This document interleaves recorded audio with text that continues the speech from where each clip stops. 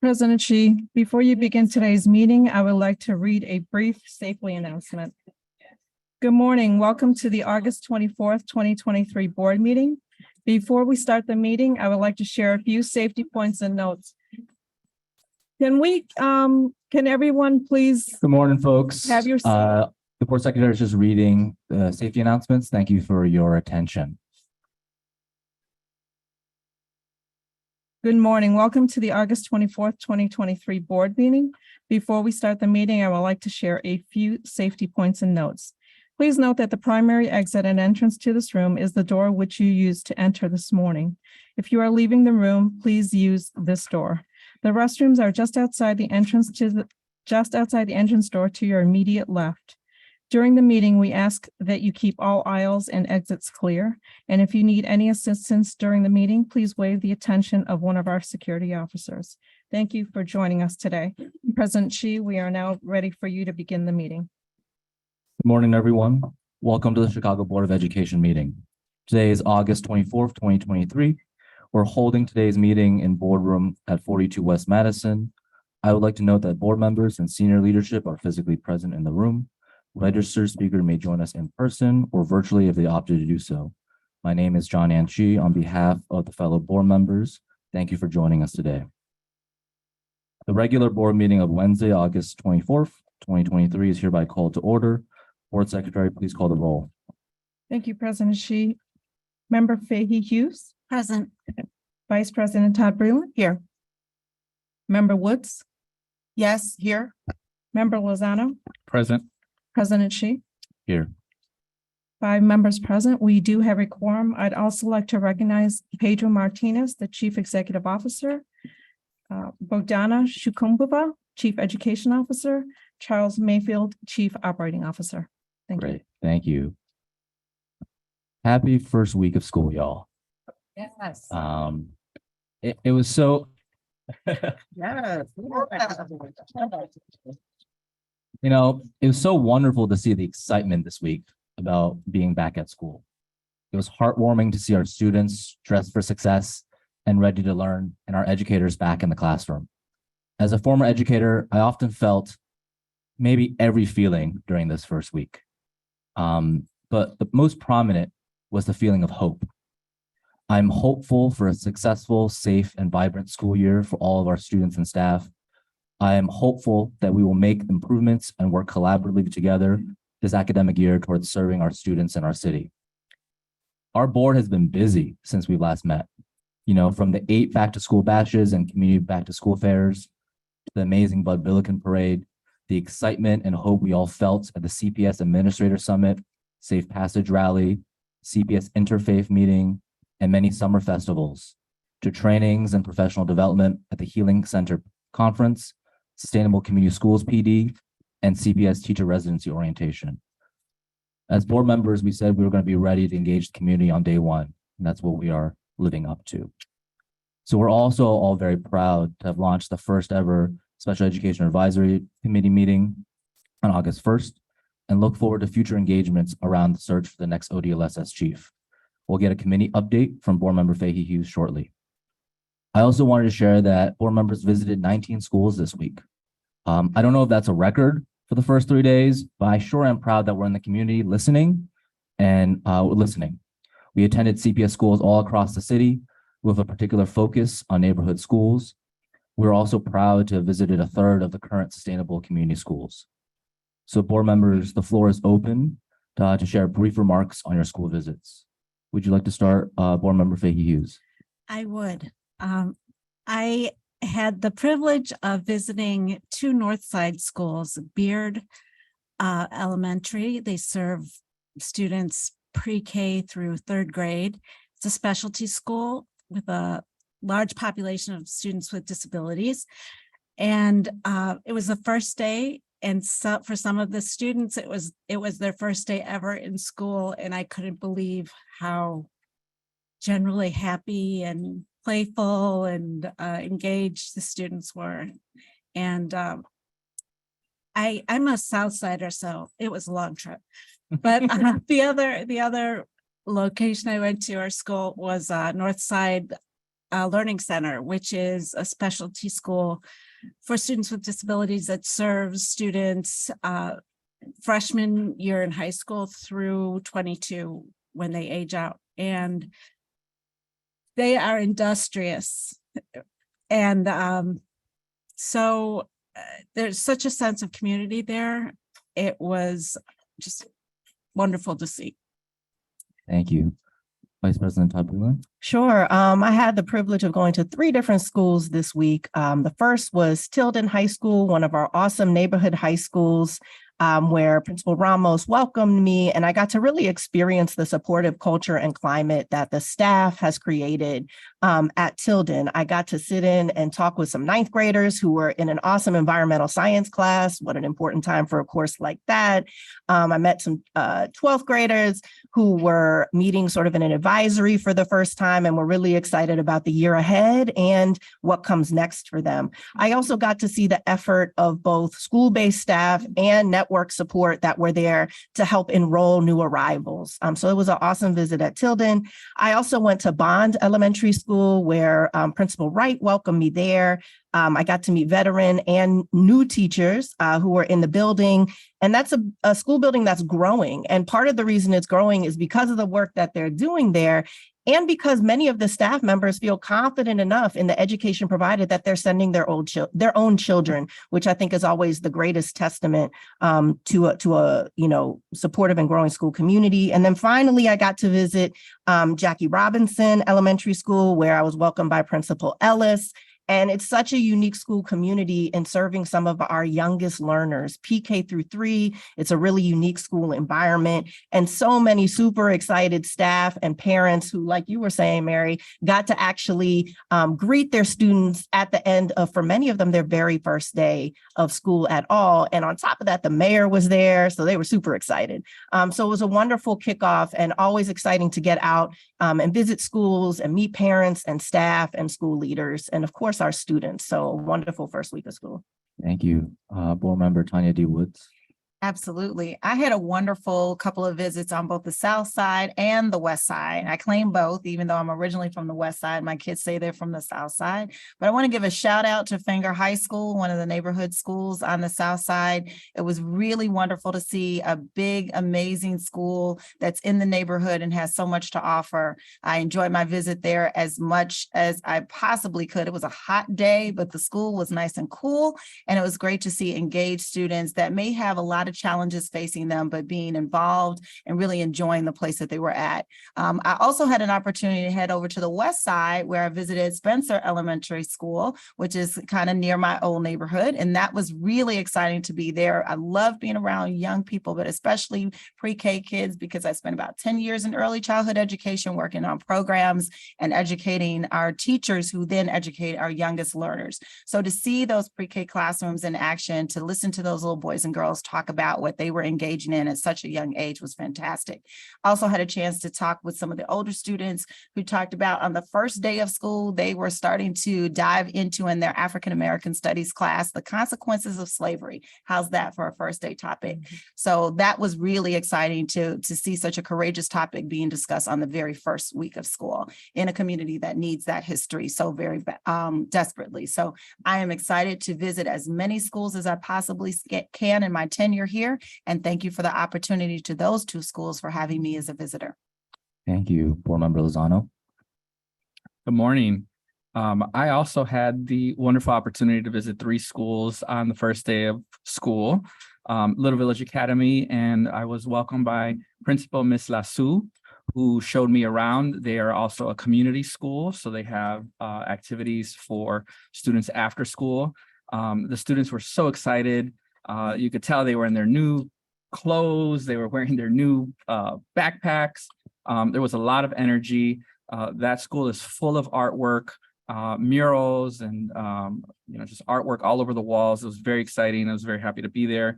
I also had the chance to visit Farragut High School, which, by the way, both of these schools are in my neighborhood. So I was very excited to be able to visit 2 neighborhood schools in my own neighborhood.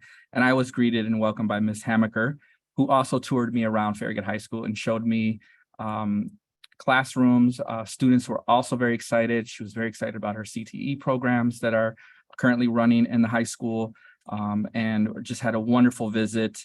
And then the last school I was able to visit is Galileo, where my daughter attended during her elementary school years with Miss Baden, and also wonderful environment for students. Students were just excited to be there. Lots of artwork and culture on the walls.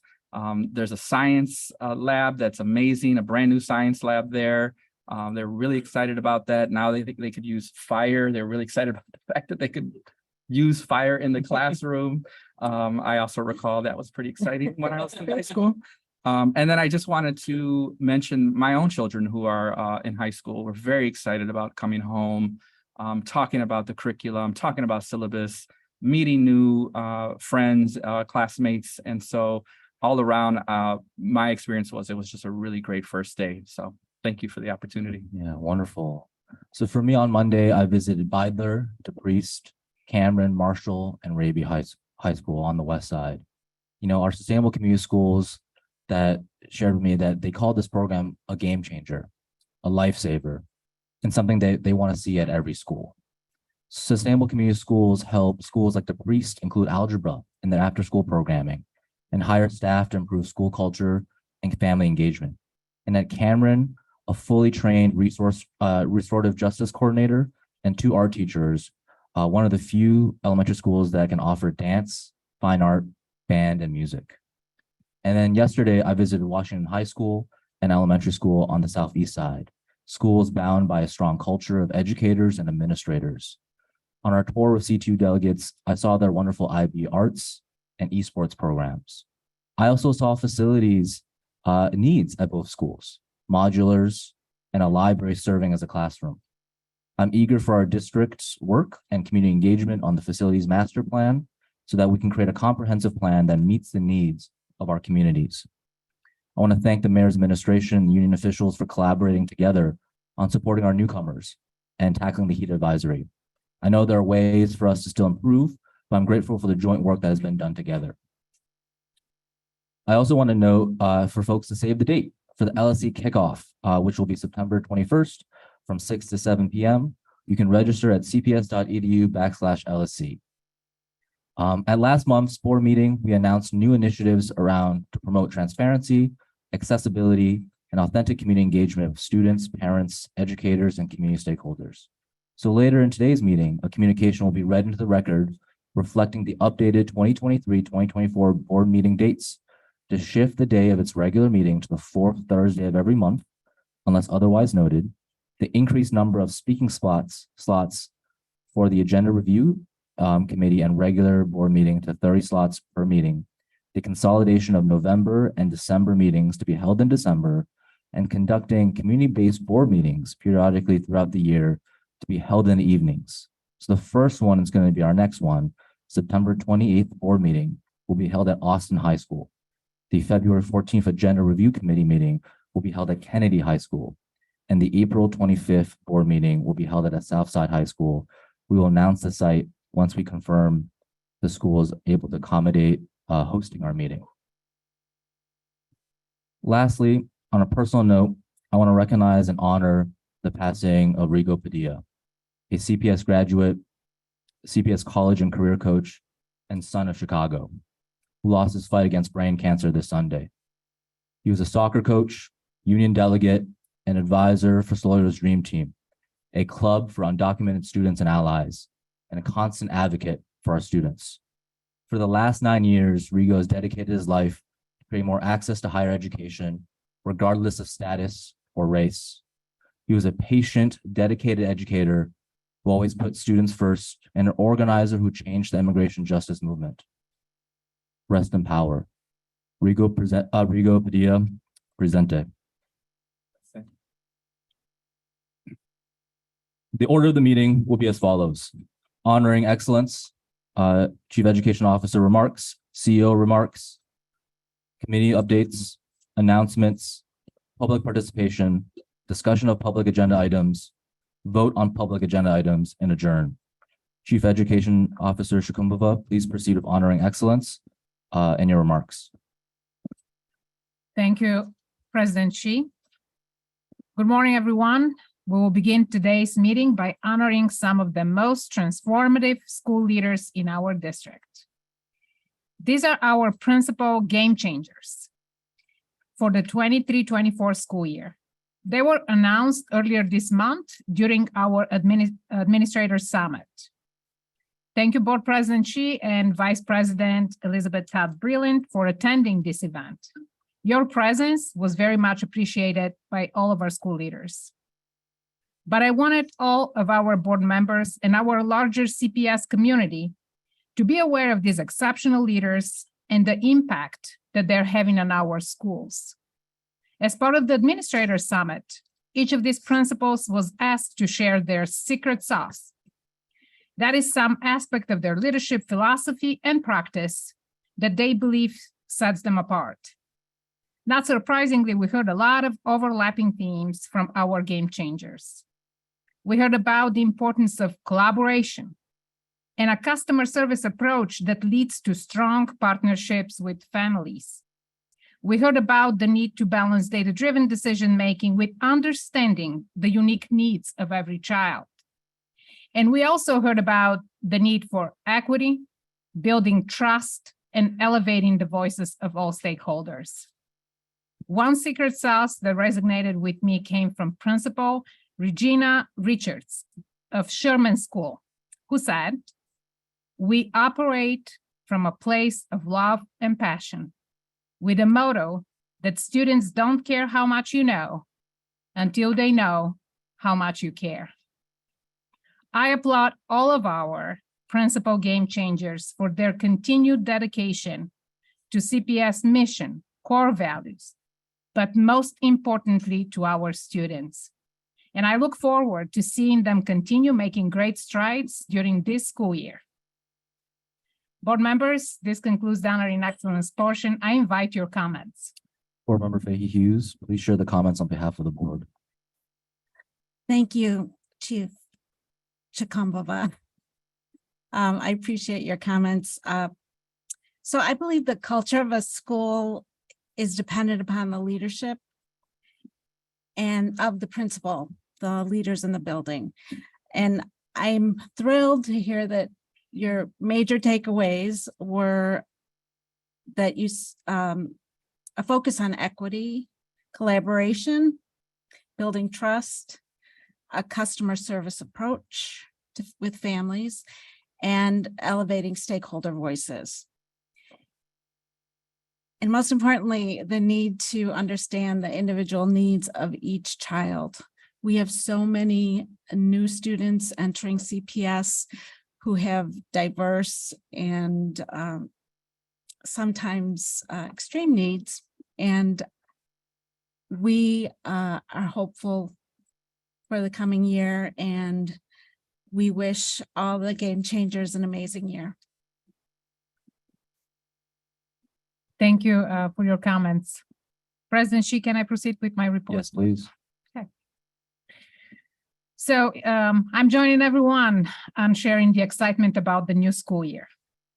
I also had a pleasure of visiting schools across the city this week, including some on the first day of school with CEO Martinez, Mayor Johnson, and Board President Shi.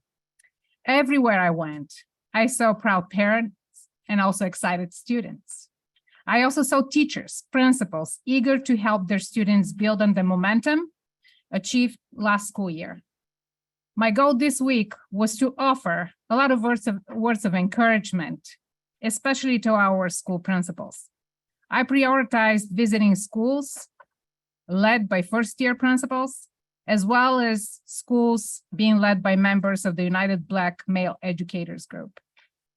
I was also eager to visit CPS schools that are welcoming large number of new arrival students. These children have unique needs, and they require plenty of special attention. And I wanted these schools to know how grateful we are that they're being made to feel welcome and supported, and also to hear what are some of the barriers and obstacles that they experience. Let me provide an update on where things stand so far this school year for our new arrival students. We're working hard to support our new arrivals, as our district has been committed to welcome students from other countries for more than a century. We have invested in our bilingual program to be able to serve a larger population of English learners, and currently we're working on scaling these programs during this unprecedented increase of migrant families in our city, with the goal of becoming a national leader in bilingual education, as well as offering comprehensive supports for our newcomer students.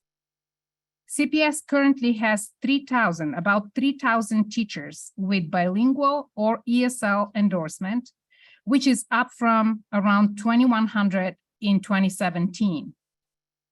Because of this investment, CPS is prepared to enroll and serve newcomer students.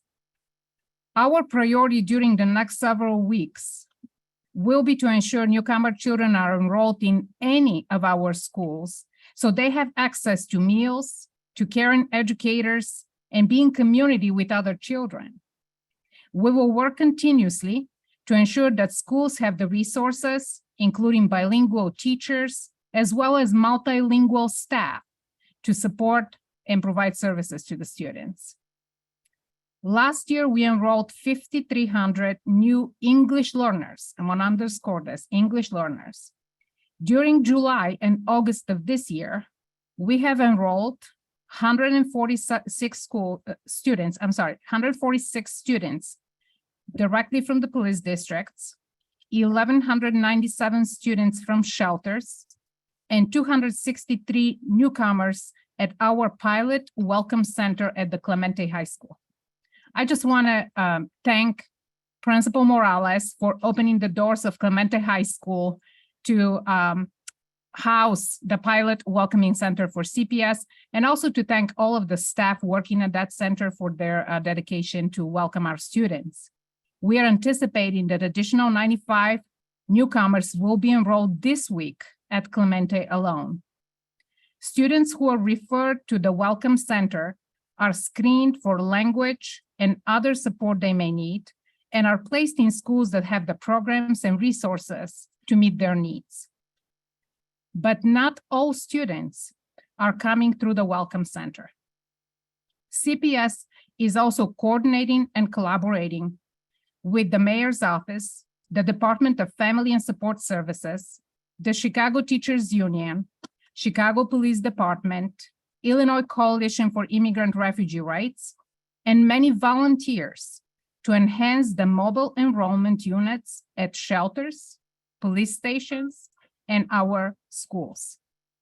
CPS from a variety of CPS departments, including citywide clerks, Office of Early Childhood, Diverse Learner Supports and Services, Language and Culture Education, the Family and Community Engagement Unit, as well as representatives from the Options Network and Safety and Security, working hand in hand together with CTU volunteers, are currently registering and enrolling students in our schools.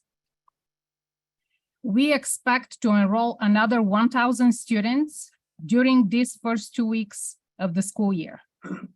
For students enrolling directly in any of our schools, we will work to ensure schools are resourced to provide the services. And in this process, we are reviewing teacher licensure, classroom capacity, and distance from the temporary place of residence for our students. Many of these students are also dealing with trauma and mental health issues. So we will continue to work to ensure that the students are connected with the services and supports that they need.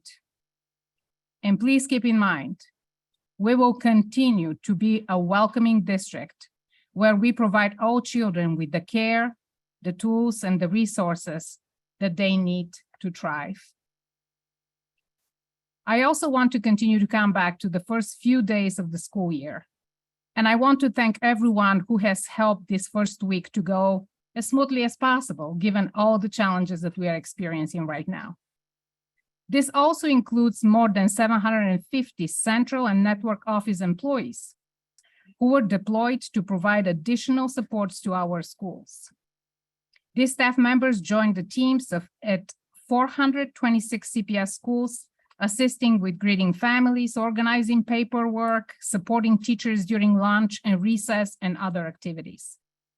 I'm glad that our schools were provided with this support, but also glad that our non-school-based staff had the chance to experience the joy and the energy that comes with the first day of school. They work here at central office to directly benefit our students, our families, and school-based staff. So it is important for them to be part of these joyful moments as well. We also had a chance to welcome the hundreds of new teachers who joined our district for the first time this school year. Our teams work hard to support our new teachers for a successful first day of classes. The preparation began with a summer learning series focused on the equity framework and the CPS framework for teaching. Our teaching and learning team then hosted 3 days of virtual professional development to help our new teachers better understand the district instructional priorities. It was also followed by a day of in-person collaboration where our new teachers had the chance to get to know each other and begin working with their teacher mentors. Their knowledge, experience, and emotional support is invaluable to our new teachers as they begin finding their way in the classroom.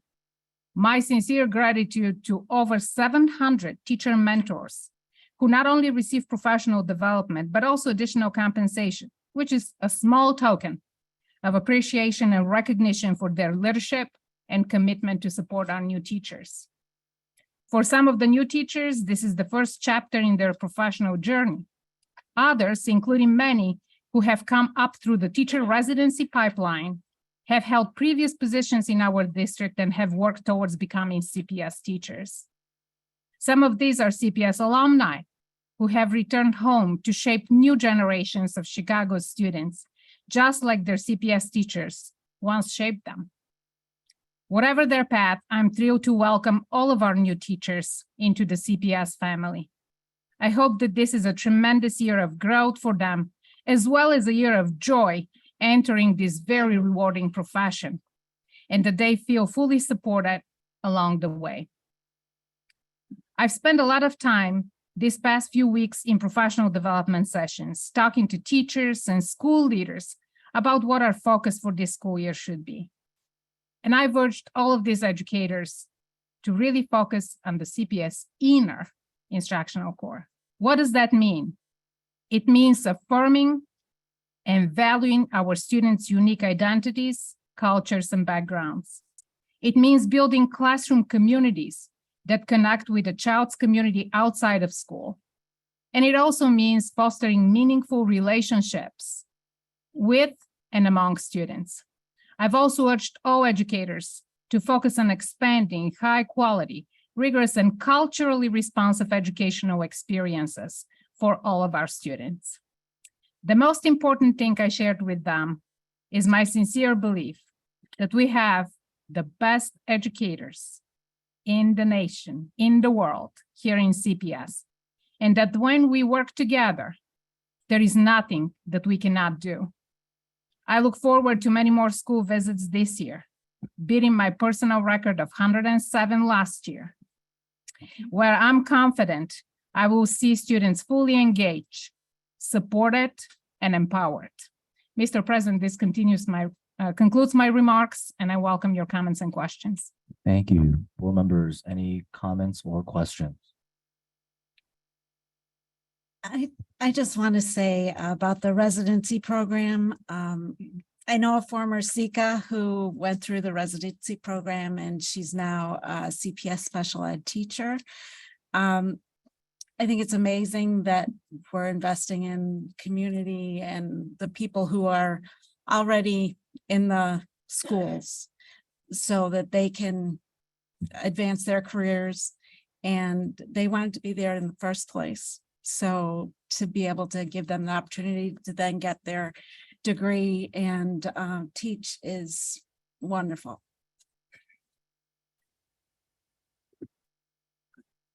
Thank you. CEO Martinez, we're ready for your remarks. Thank you, Mr. President. This week, I've been able to do a lot of what I like best, which is visiting schools.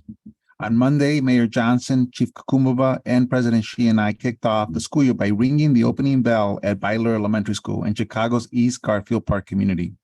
We greeted staff, students at Bryant Park Elementary and Kenwood Academy High School before ending the day handing out pizza to families at Robinson Elementary, compliments of our partners at Home Run Inn.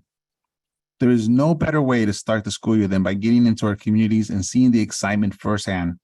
The energy this week has been contagious. Students and staff reconnecting with each other for another year full of promise. It gives me a strong sense of optimism for what's possible over the next 10 months for our students. I want to thank all of the organizations and community partners who hosted back-to-school events for our families and who provided so many of our students with free backpacks, school supplies. It is really the little things sometimes that really matter for our families and for our staff.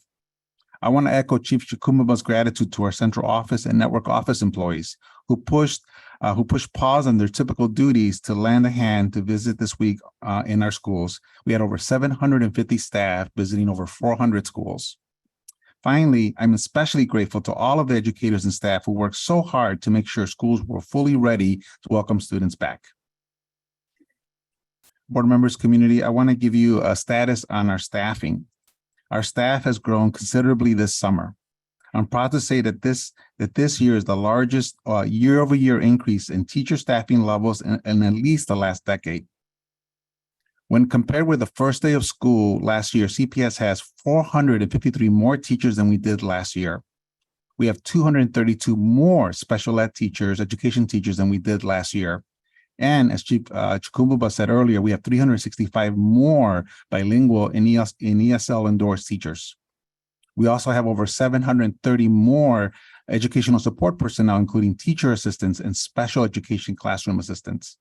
Diversity among our teachers continues to be strong. 58% are persons of color, up from 37% in 2017. And I'm honored to welcome these new staff members to our CPS family, and we pledge to fully support them as they begin their journey with our district. Now I want to turn to a topic that's on everybody's mind. I was in schools all day yesterday, and it definitely has been a hot first week of school. I want to echo President Xi's comments on just thanking Mayor Johnson and the team, our union partners, for collaborating as we tackled this challenge. I appreciate the patience and flexibility that everyone has shown as we work to keep staff and students comfortable and safe.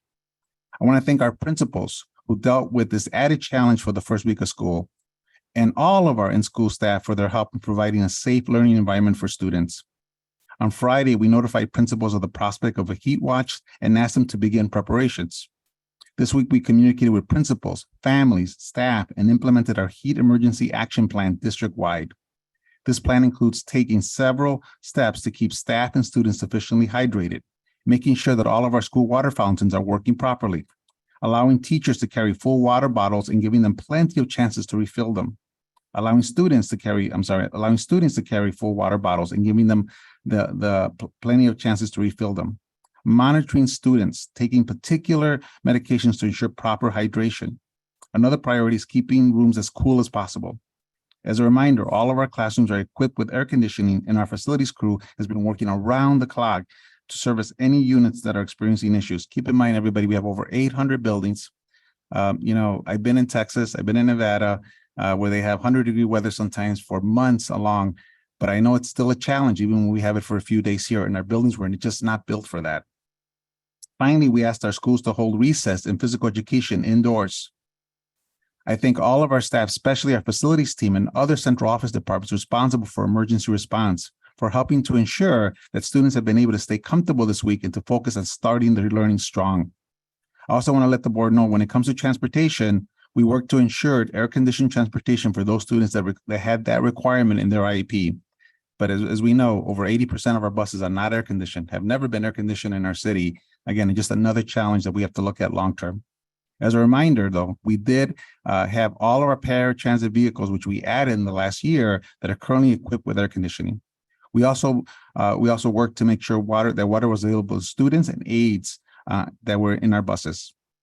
Thankfully, there looks to be a break coming in the next coming week, but we will continue to monitor the forecast to be sure that we're prepared. And I want to switch to talking about transportation overall. I'd like to provide an update on update now on where things stand with bus transportation for this school year. I know that this issue has been top of mind, given the continued bus driver shortage that's impacting not just CPS, but the entire country. As a reminder, we have always needed about 1,200 drivers to handle the need, and we have not hit that number in years, even before the pandemic. We actually have some very positive news, though, to share when it comes to our diverse learners. Board members and community, if you remember, last year, we had over 3,000 students on routes that were over 60 minutes, which is very troubling for us. Today, the number is just 47, and we're working to get that number down to 0. So that is less than 1% of almost 7,000 students that we're routing. In fact, our average travel time now is down to 28 minutes this year, and we've routed over 6,400 students.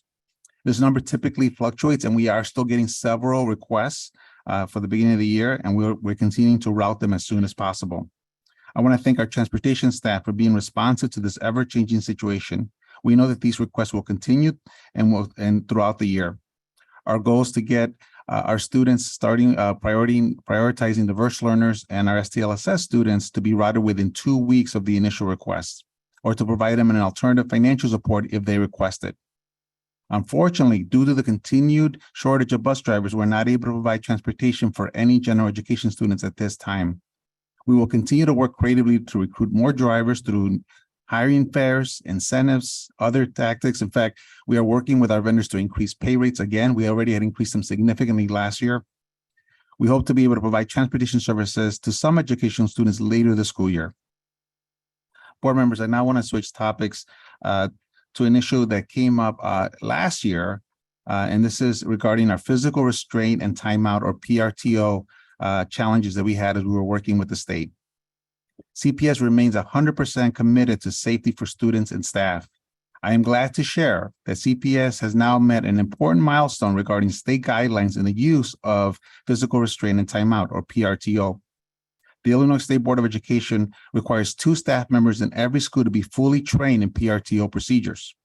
As of the start of the school year, and this was a goal we set together with our state superintendent, CPS is fully complying with that policy. All 517 district-run schools have at least 2 staffers trained, and almost 3,400 staff members are trained across our entire district.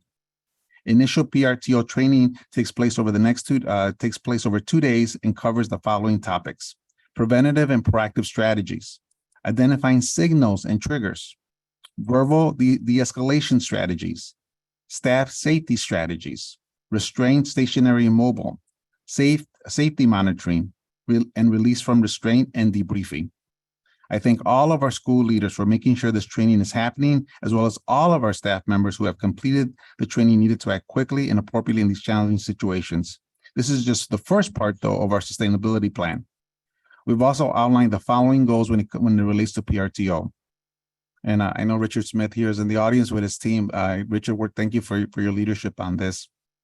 We have the goals of having all of our CPS staff trained in timeout by the first quarter of this school year. We want to ensure that each network has established a cadre of trainers that are available to train school-based teams. And we want to expand the number of trainers that are available from other CPS departments. We want to continue a professional learning community for all trainers. And we want to strengthen and expand oversight and accountability for PRTO through the hiring of additional staff. We also want to increase the numbers of fully trained staff in schools with large enrollment and schools that have several PRTO incidents. And we want to ensure that schools have non-classroom based staff, or at least one administrator fully trained in PRTO. Let's be clear, the use of physical restraint should always be a last resort, but there are times when students can be in imminent danger of harming themselves or others. In those cases, it is critical that staff have a clear understanding of what to do and really strategies to de-escalate the situation. This plan and our ongoing work to meet these goals will help us ensure a greater level of student safety across our district. Mr. President, this concludes my remarks. Thank you. Board members, do you have any questions? But before we start, Chief Mayfield, did you want to add to any of the comments? Sure, thank you.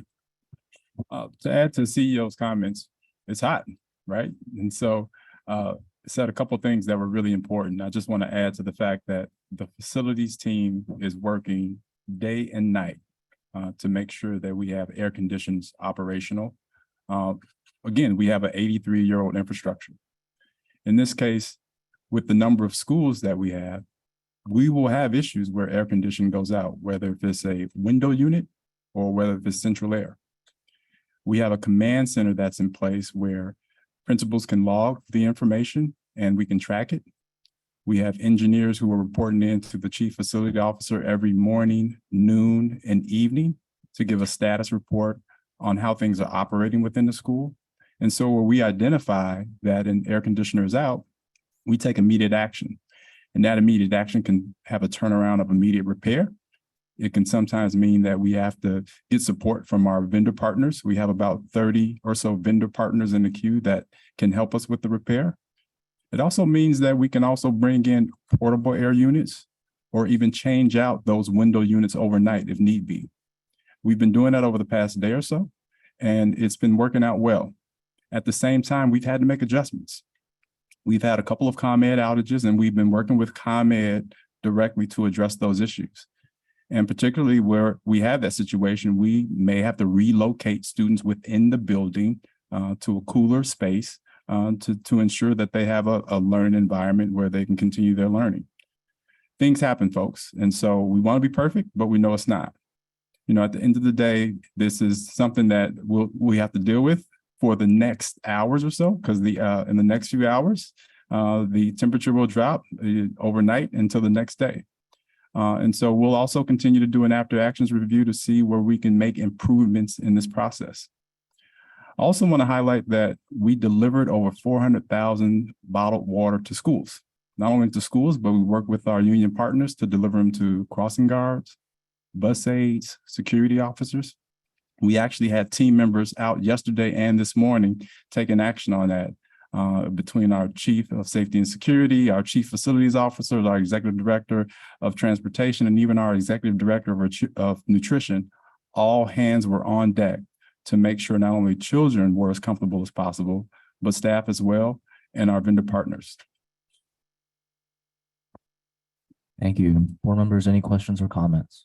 Go for it. Thank you. I really appreciate that explanation. You know, I think one, there's like the immediate of right now, to your point, that this current heat situation will end, but this is probably in our climate crisis that's ongoing, going to be an ongoing thing that we'll have to think about.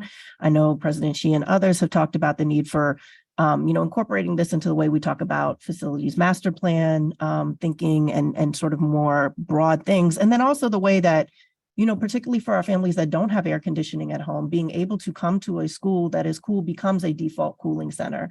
But we also know, to your point, that that's uneven right now across the district in various ways because of the challenges that we have with the age of our building. So I appreciate that. And I also want to express appreciation to our union partners, to the mayor's office, and to your staff and team for, I think, the very quick way that you have stood up these safety teams and are sort of going through this protocol process. And we'll look forward to hearing more, to your point, on the back end about assessing how that went and what we can learn from that moving forward. I do have a more specific question about transportation. And I do want to acknowledge the progress here. I've sat here a year ago in distress about the thousands of students whose IEP required that they have transportation, who did not have transportation, or who had transportation times that were excessively long, that were in the number of the thousands. And so to hear that today that number is 47, I'm really grateful for that progress that's been made. Also understanding that part of the decision-making that had to go into that was focusing on those students in terms of who we're providing transportation for in alignment with the stated policy. Can you talk about what your approach is to continue to work towards getting down to zero with those timelines? Yeah, like the CEO alluded to, it's hiring. So we've had more hiring fairs. This year alone, I think we've had over 15 hiring fairs. And more recently, 10 days ago, we did our first ever student transportation conference, where we highlighted the success of all of our vendor partners, all of our bus aides. At the same time, we did a hiring fair immediately after, and we got a ton of applications in to help ignite our hiring situation. We've also touched base with the CTA. We partnered with them, and there's a future hiring fair within the next couple of weeks or so, where they are helping us with recruitment. The way we see it is, if they don't qualify as a CTA candidate, then we can pick up those candidates to be able to see if we can onboard them as school bus drivers. Also, as CEO pointed out, we're increasing the wage. So we reached out to our vendor partners. We're increasing the wage by $2.25. I think that's really important. That will help us ignite or get more bodies and seats. The other piece I want to highlight is when it comes to the 47 students over 60 minutes, again, we've made a ton of strides with that. And I want to make sure that I point this out, that of those 47, 75% of those are between 61 to 66 minutes. And so we'll continue to look at that again over time. We're getting more transportation requests in, so we'll continue to make adjustments according to the number of routes that we need to create for those incoming students. And we'll drive to try to continue to keep that as down as much as possible. Thank you. Other board members' questions? No. No. Thank you. Committee updates. Member Becky Hughes, can you proceed with the update on Special Education Advisory Committee? Yes, I can. The inaugural Special Education Advisory Committee meeting was held at Wilma Rudolph Learning Center on Tuesday, August 1st at 6 p.m. The committee members include parents, teachers, a special education classroom assistant, a related service provider, advocates, and principals. Some of the things we discussed include, but are not limited to, the chief of ODLSS search, changing the culture of special education in Chicago, the least restrictive environment practices, providing supports for students with dyslexia and other disabilities, transition programs, and the need to support teachers by providing opportunities for enhanced training and professional development. Additionally, we recently sent out training and guidance materials to committee members to ensure a successful tenure. Be on the lookout for more information about the committee's first initiative, the search for the chief of ODLSS. As part of this process, we plan to provide opportunities for parent, teacher, and other stakeholder engagement in September. If you'd like to attend these engagement opportunities, please email seacboe@cps.edu. Thank you. Great. So now for announcements. Please use our website, cpsboe.org, if you need assistance or want to meet with a board member during office hours. We encourage you to take advantage of the opportunity to meet with board members outside of a board meeting. Board Secretary, can you please share the details for the next agenda review committee meeting and the board meeting? Yes, President Shi. The next agenda review committee meeting is scheduled for Wednesday, September 20th, 2023. Advanced registration will open at 10:30 a.m. Monday, September 18th, 2023, and will close Tuesday, September 19th, 2023 at 5 p.m. or until all slots are filled, whichever is first. The next board meeting, scheduled for Wednesday, September 27th, 2023, is being rescheduled to Thursday, September 28th, 2023, and will be conducted at Austin High School, 231 North Pine Avenue, starting at 5 p.m. through 10 p.m. Advanced registration will open at 10:30 a.m. Tuesday, September 26th, 2023, and will close Wednesday, September 27th, 2023 at 5 p.m. or until all slots are filled, whichever is first. If anyone has any questions about this process, please contact the board office for our assistance. Thank you. So now let's proceed with today's public participation session. As a reminder, union representatives will speak before public participation, and any elected officials will speak after the conclusion of public participation. Board Secretary, please share the rules of public participation. Thank you, President Shi. Members of the public who registered to speak were given the option to attend in person or via an electronic format. For those who prefer to attend via an electronic format, they were given information to access this meeting by dialing a number and using their phone. We did this so that speakers with limited or no access to the internet or who may have weak internet connection could still participate using their phones. Also, members of the public may submit written comments for Board of Education meetings via the written comments form on the board's website at cpsboe.org or mailed to 1 North Dearborn Suite 950. Written comments received between the day the public agenda was posted through 5 p.m. the day after the Board of Education meeting will be submitted to the board and published within 5 business days on our website at cpsboe.org. Speakers, please listen while I provide directions for public participation. I will call your name and number when it is your turn to speak. As a reminder for speakers joining us virtually, to unmute, please press *6. Once you hear your name, please state your name for the record, and I will then start the 2-minute timer. When there are 30 seconds remaining, I will inform you so that you can proceed to conclude your remarks to allow for the next speaker to begin. Thank you. And President Shi, before we begin calling registered speakers from the speakers list, we do have union reps who would like to address the board. We'll begin with Stacy Davis Gates, CTU president, who is here in person.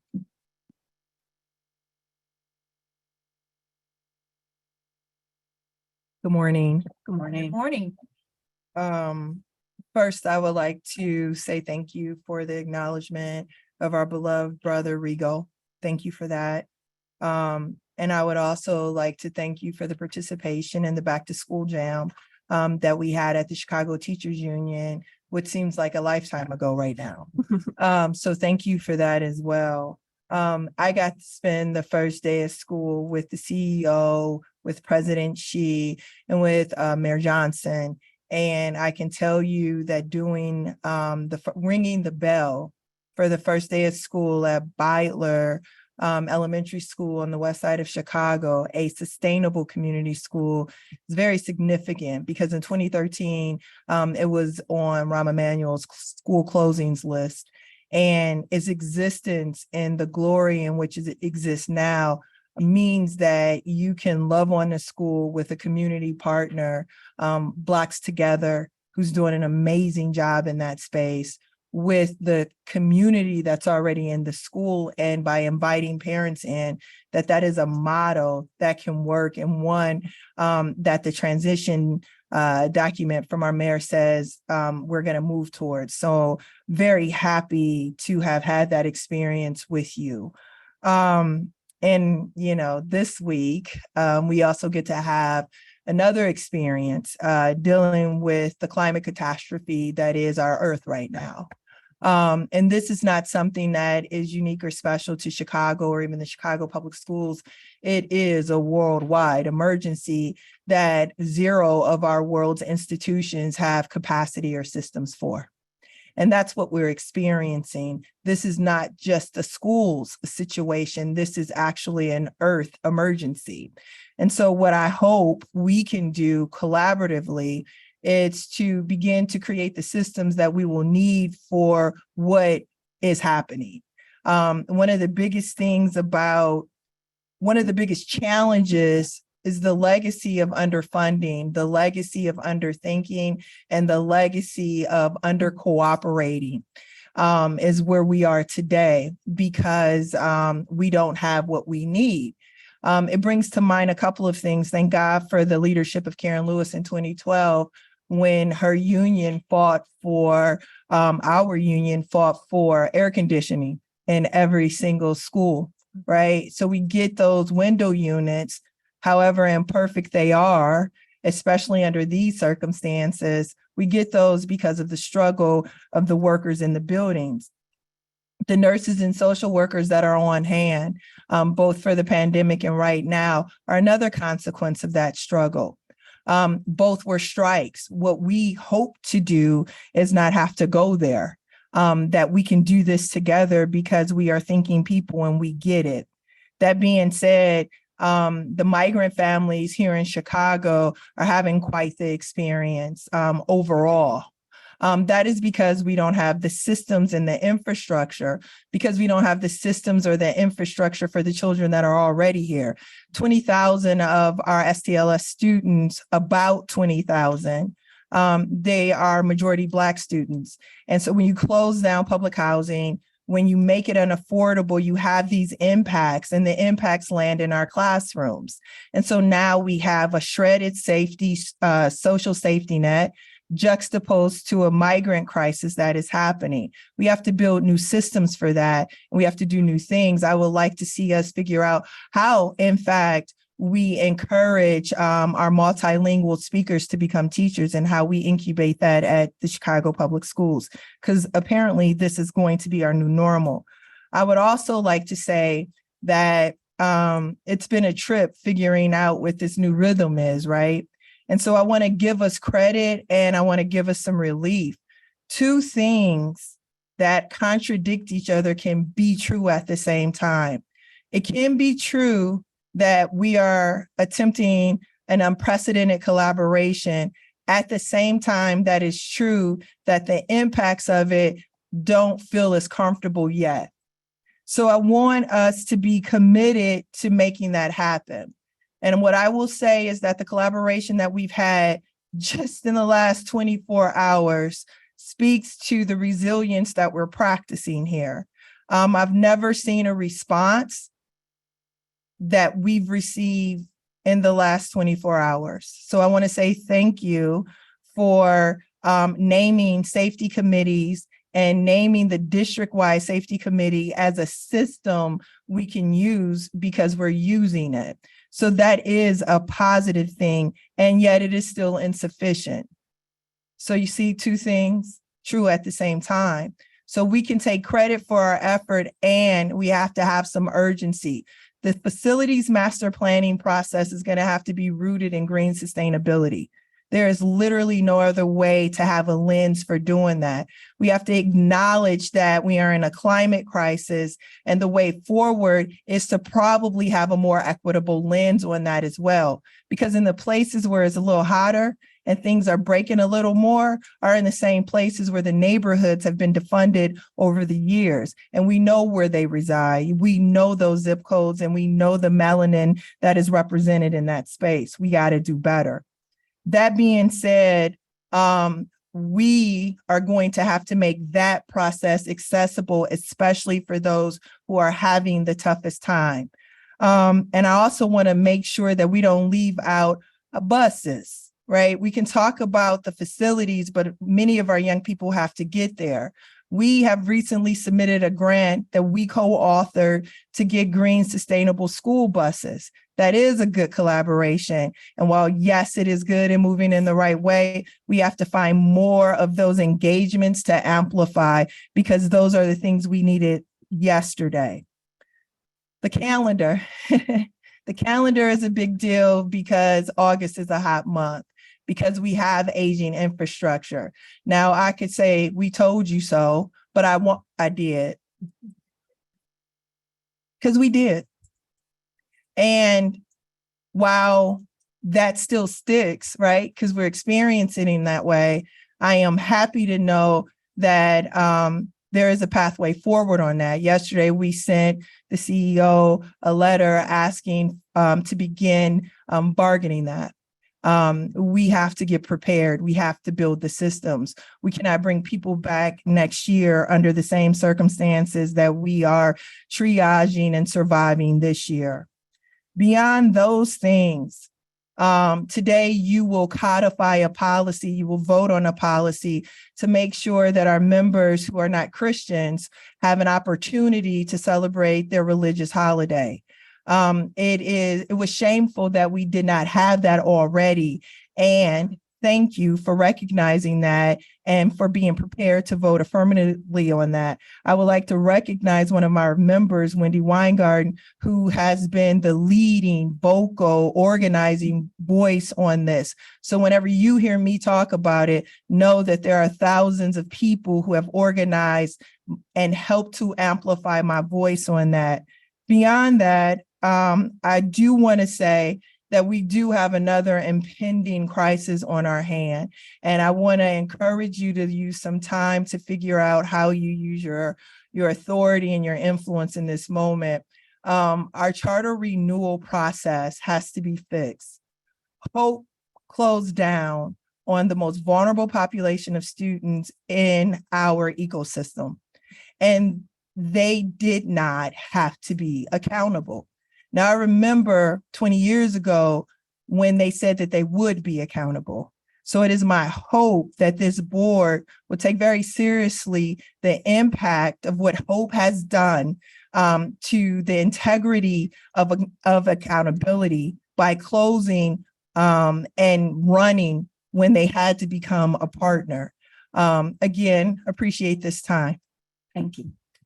Thank you. Thank you for your comments. The next union rep is Jen Conant, CTU Charter Division Chair, who is here in person.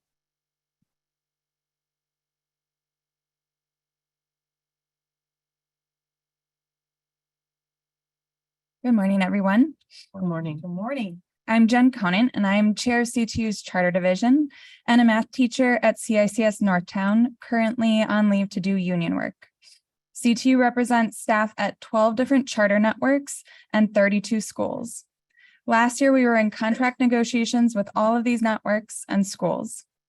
I am happy to report that we have landed agreements with 4 of these networks at the end of the year or over the summer, including with Acero, CEP, which runs 3 CICS schools, Epic Academy, and Passages, which is run by Asian Human Services.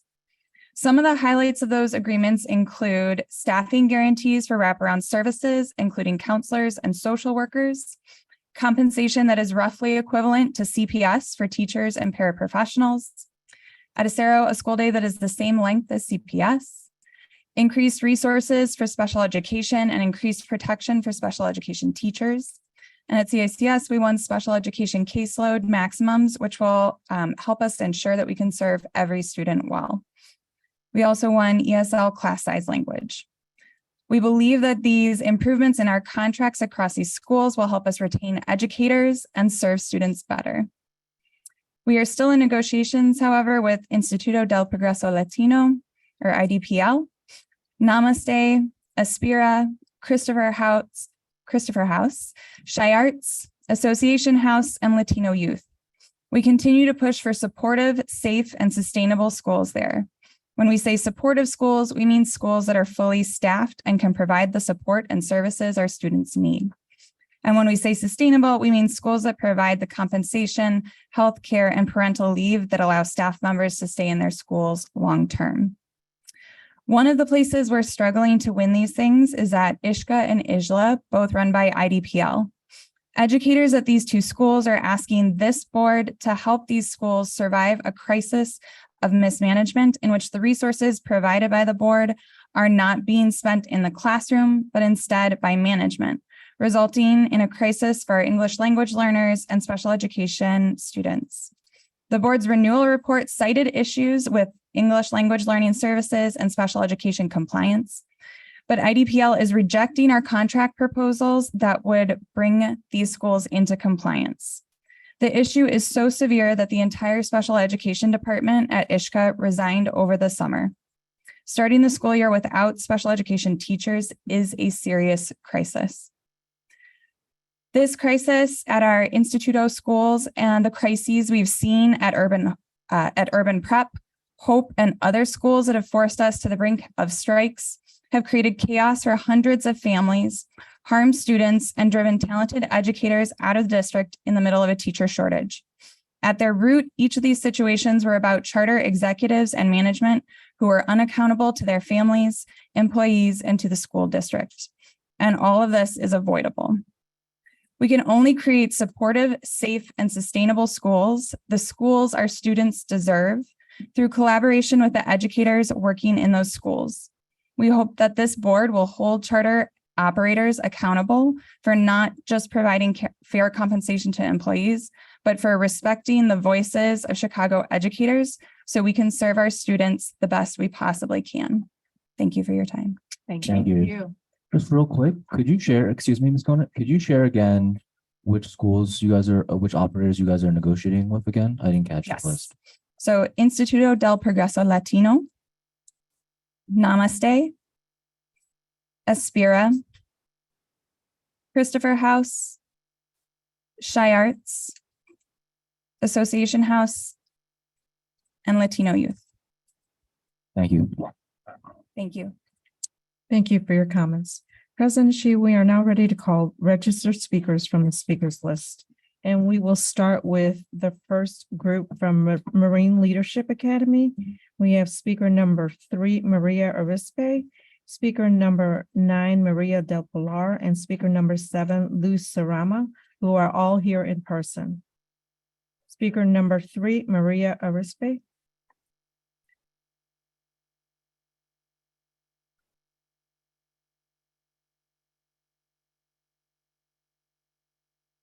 Please go ahead.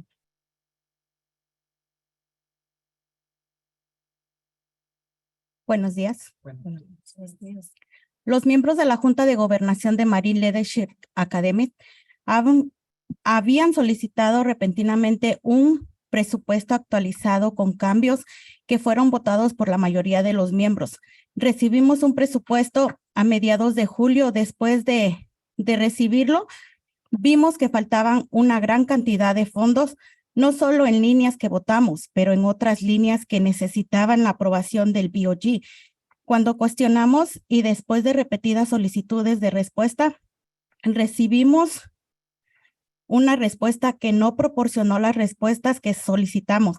También preguntamos por los puestos que no cerraron, según el voto de la mayoría, y nuevamente después de múltiples solicitudes. Para una respuesta, la señora Novi declaró el 28 de junio que Jerry Taylor, de Recursos Humanos, le informó los puestos que votamos para cerrarlos de un asistente de principal y 2 guardias de seguridad no pudieron cerrar. A partir de agosto 21, 2023, la señora Novi se encargó una vez más de mover fondos en algunas líneas sin la aprobación de Junta de Gobernadores y afirmó que tenía que cerrar posiciones. La pregunta es, ¿cerró posiciones para tomar esos fondos y cubrir la primera ronda de movimiento ilegal de fondos? Si es así, es el peor movimiento de que ella ya es continuo desinterés por los estudiantes, porque por lo que deberían de tener menos debido movimiento es ilegal de fondos. Y la pregunta aún permanece donde exactamente está la primera ronda de fondos. Hemos declarado repetidamente en las reuniones del BOG y directamente a los maestros y estamos aquí para ayudarlos. Pero como ha sucedido en el último mes, ¿cómo podemos hacerlo si la administración continúa? Concluye. Ya. Gracias por sus comentarios. Before the next speaker proceeds, I just want to let the board members know that they're going to provide one statement, and then we'll have the translation.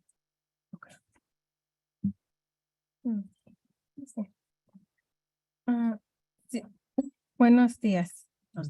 Si la administración continúa haciendo lo que quiere sin ninguna consecuencia, la constante discriminación e intimidación de nosotros, los padres que no hablan inglés, por ejemplo, la carta falsificada de la administración entregó a una mamá con restricción de estar cerca de la escuela, el edificio y la graduación de su propio hijo, que supuestamente vino del Departamento de Leyes.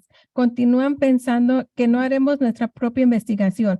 Resultó que el Departamento de Leyes nunca entregó la carta a la administración y después de confrontarla, la desestimaron. Es solo una de muchas tácticas. Tenemos que informar continuamente durante años antes de que suceda algo peor como sucedió con la administración pasada y el escándalo que tiene y está pasando en Marine Leadership. Solicitamos una investigación completa y una auditoría completa de los fondos, las calificaciones, la asistencia, las entradas y salidas del personal y todas las demás áreas, incluido todos los que han ocultado estas acciones indebidas. Además, la investigación debe involucrar a todos los miembros del BOC, a todo el personal y no a la elección del personal dirigida por la administración, como hemos visto que sucede. Les solicitamos a ustedes, la Junta Escolar CPS, una investigación y auditoría completas como se solicitó anteriormente. También apoyo y orientación para detener la continua discriminación de los estudiantes latinos, los padres que no hablan inglés y cualquier persona que apoye lo que se necesita para los estudiantes de Marine Leadership Academy. Gracias. Gracias por sus comentarios. And now we'll have the Spanish translator provide the translation.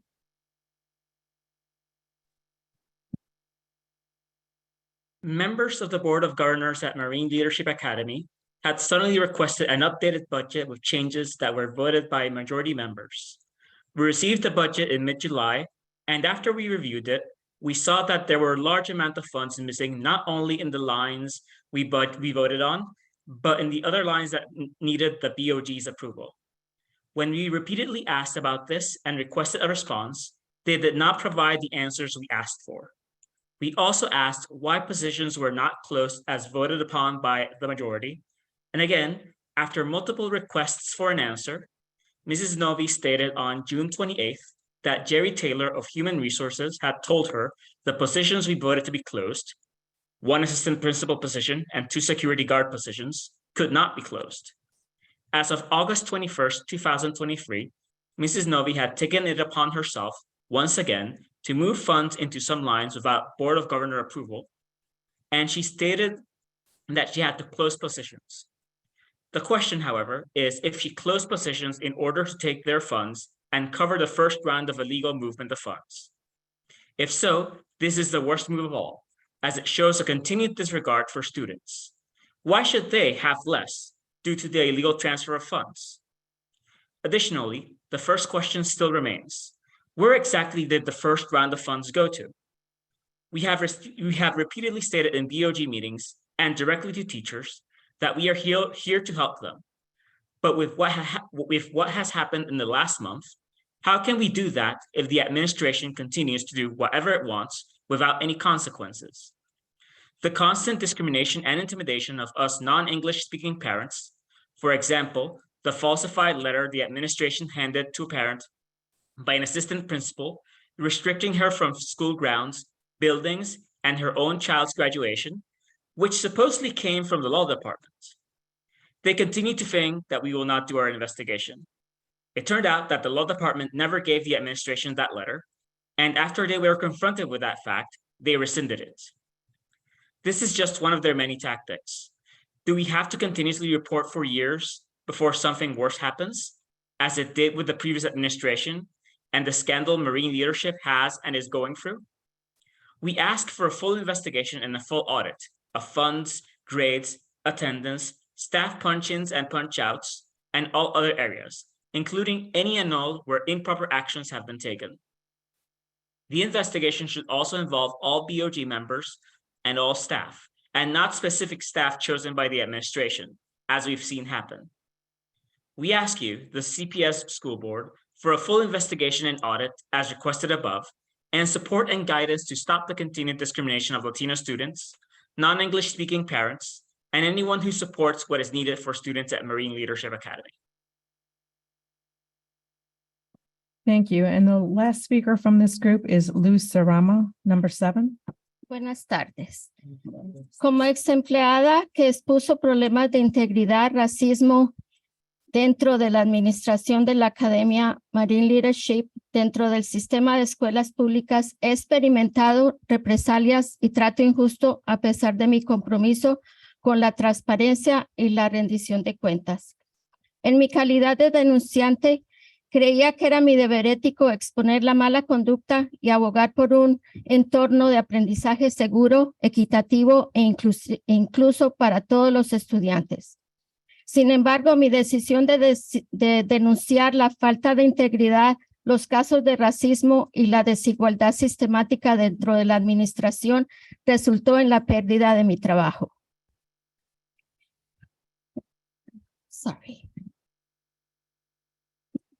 Esta represalia no solo ha afectado mi vida, sino que también ha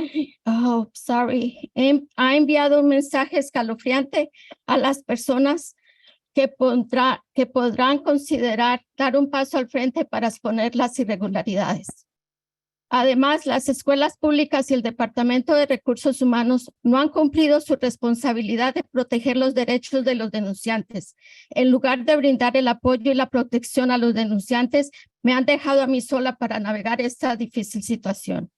Estoy aquí para solicitar una investigación exhaustiva e imparcial sobre la violación de mis derechos de denunciante y las represalias posteriores que he enfrentado. Es imperativo que instituciones como las escuelas públicas rindan cuentas por no defender los derechos de las personas que valientemente exponen la mala conducta por el bien común.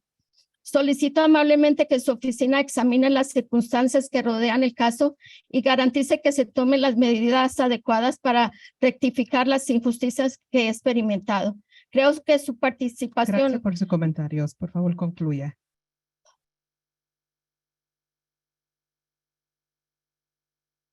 And now we'll have the translation.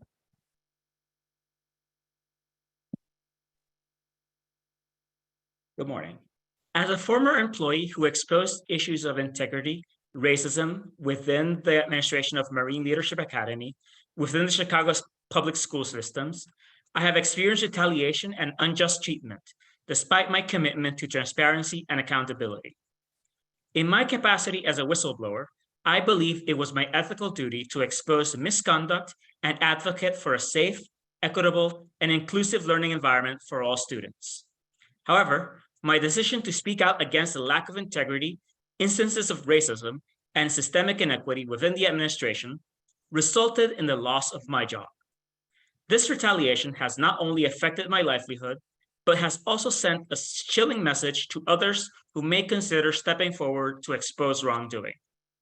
Furthermore, Chicago Public Schools and its Human Resources Department have failed to uphold their responsibility to protect the rights of whistleblowers. Instead of providing the support and protection that whistleblowers are entitled to, I have been left to navigate this difficult situation on my own. I am here to request a thorough and impartial investigation into the violations of my whistleblower rights and the subsequent retaliation I have faced. It is imperative that institutions such as Chicago Public Schools are held accountable for upholding the rights of individuals who courageously expose misconduct for the greater good. I kindly request that your office examines the circumstances surrounding the case and ensures that appropriate action is taken to rectify the injustices I have experienced. Thank you. Thank you. Thank you. Gracias. También quiero reunir con ustedes. Hoy voy a estar en comunicación con ustedes para hacer una reunión conmigo, por favor. Okay, gracias. Thank you. Our next group of speakers will be speaking about transportation. We have speaker number 4, Patricia Ray Easley, who is here in person, followed by speaker number 19, Jessica Driscoll, 24, Josh Anderson, who is here in person, and 30, LaShonda Flowers. Speaker number 4. Right. Please proceed. Hello, I'm Patricia Ray Easley. I am a mother of a CPS student. I am also my family is from Chula, Mississippi, which is the poorest town in the poorest state in the United States of America. I am a 2 generations off of Chula cotton fields. I am a 2nd generation college graduate. I am a 2nd generation Chicago Public School graduate. I have a 3rd generation currently at Kenwood. The reason that I stand before you all is because the Chicago Public Schools has always made concessions for its gifted students. When my mother went to Hess Upper Grade Center in North Lawndale in the 60s, she was in the Accelerated Learning Program. Those gifted programs were located in community neighborhood schools. However, in the 70s, CPS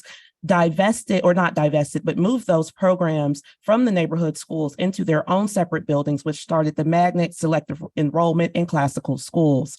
Those schools came with a bus. If the students who are not able to be transported to schools that meet their academic needs, they will have issues going there, which will then impact their academics. If the neighborhood schools cannot meet them where they are and get them the things and resources that they need, CPS has a responsibility to do that. The 2023-2024 budget has approximately $117 million in it allocated to pupil transportation. And therefore, if CPS cannot properly organized buses, then it is more than fair. It is more than fair for CPS to allocate those funds directly to families. This can also be a way for CPS to spearhead entrepreneurship, because now private transportation companies can then transport the students because you all are suffering from a driver shortage. So I am asking you, as a 2nd generation selective enrollment CPS genius, proud CPS graduate, please give the students and the families the buses and the money so that we can get our children to school and they can come home with lots of projects and syllabuses. That's minimally, if they're going to do all this schoolwork, minimally, you guys can help us help them get to school on time and get home safely. They do heroin on CTA buses, and our students don't deserve to see any of that. Thank you guys so much. Thank you. Thank you for your comments. Our next speaker is joining virtually, speaker number 19, Jessica Driscoll. Please enter *6 to unmute.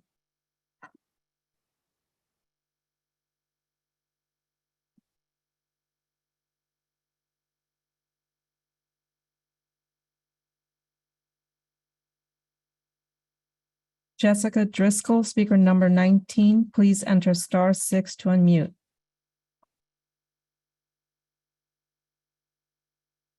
Morning. My name is Jessica Driscoll. My husband Mark and I have a kindergartner and a fourth grader attending a selective enrollment school in CPS.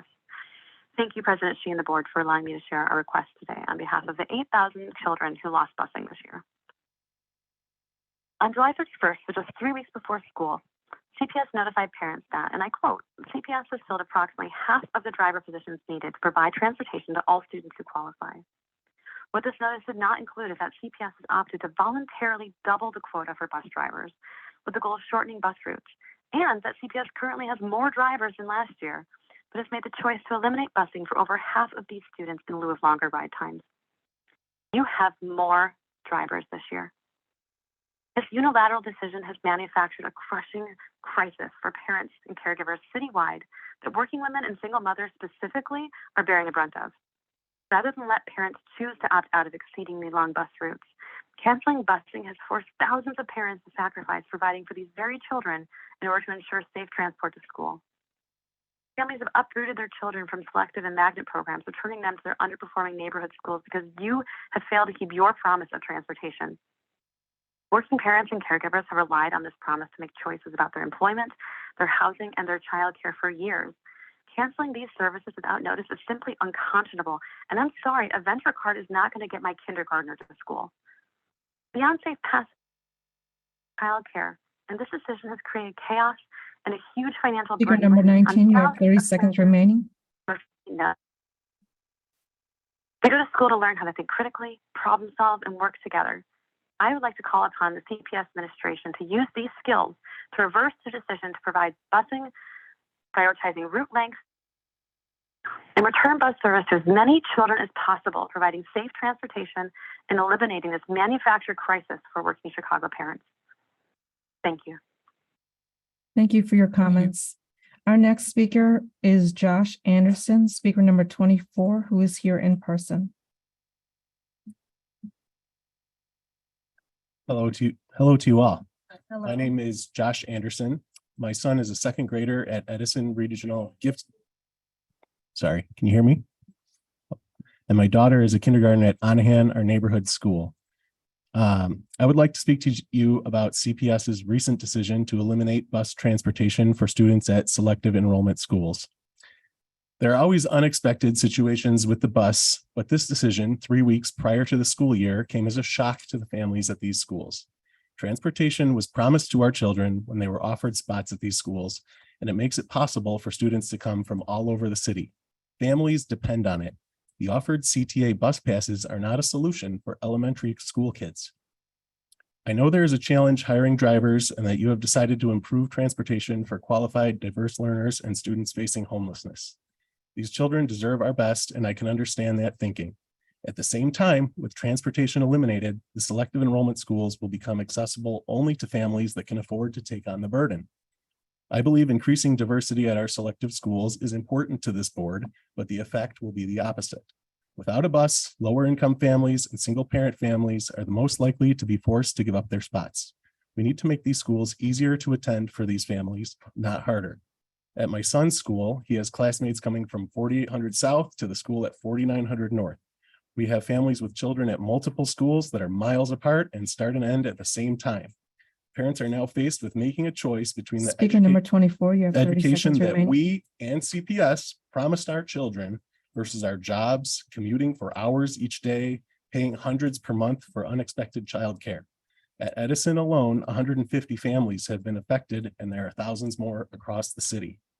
The information from CPS so far doesn't tell us what's being done to provide routes this year, next year, or in the future. Principals at these schools aren't hearing back. I ask that you please open up communication and keep working until you can restore the promised transportation for our selective enrollment students. Thank you. Appreciate it. Thank you. Thank you for your comments. Our next speaker is LaShonda Flowers, speaker number 30, who is joining us virtually. Please enter *6 to unmute. Good morning. I am here today to address the suspension of bus service for a magnet and selective enrollment student. We work too hard to add another struggle to our plate. There is no support. People in this position have meticulously planned, organized, arranged, and rearranged our lives in order to grant our children access to the specialized programming, instruction, and supports developed to cater to our children's unique and specific needs. There is no feasible solution offered to us. There is no stipend extended to offset our financial burden, the astronomical cost of gas, and no compensation dedicated to the price of time rerouted from working to provide for our families to transporting students to school. There is no discount offered to be able to enroll our children after school and before school programming and care. The CTA bus passes do nothing for our children. Common sense tells you that you cannot put a 5-year-old, an 8-year-old, and a 9-year-old alone on the CTA bus for 30-minute ride to school and a 30-minute ride from school. We work too hard to add another struggle to our plate. You have impacted a third shift ER nurse who, instead of going to sleep, must now drive their children and the children of the neighborhood 30+ minutes to school, 30+ minutes home, sacrificing the sleep imperative to safely and effectively perform their job. You have impacted an elementary school teacher who now can only work bell to bell instead of dedicating additional hours needed to engage in the work Speaker number needed to 30, you have support our 30 future. seconds remaining. You have impacted thousands of students. You have impacted 32% of the total students at my child's school, children whose families need and depend on busing.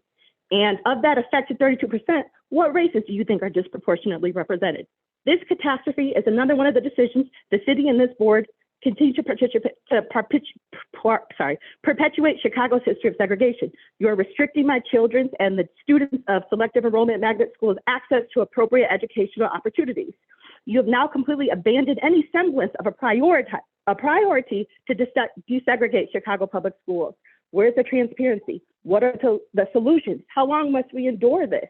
And this week alone, how many student attendance policies have been Speaker 30, number 30, impacted? please conclude. Thank you. Thank you. Thank you for your comments. The next speaker is Joanne Tanner, speaker number 5, who is here in person. Good morning. My name is Joanne Tanner, and I am the newly selected Chief Executive Officer at Civitas Education Partners. I am a veteran educator with over 18 years of experience, a lifelong public school student, a former CPS Principal Fellowship alumni, and I am the current parent of 3 CPS students. At Civitas, we serve nearly 2,000 students and over 250 staff members.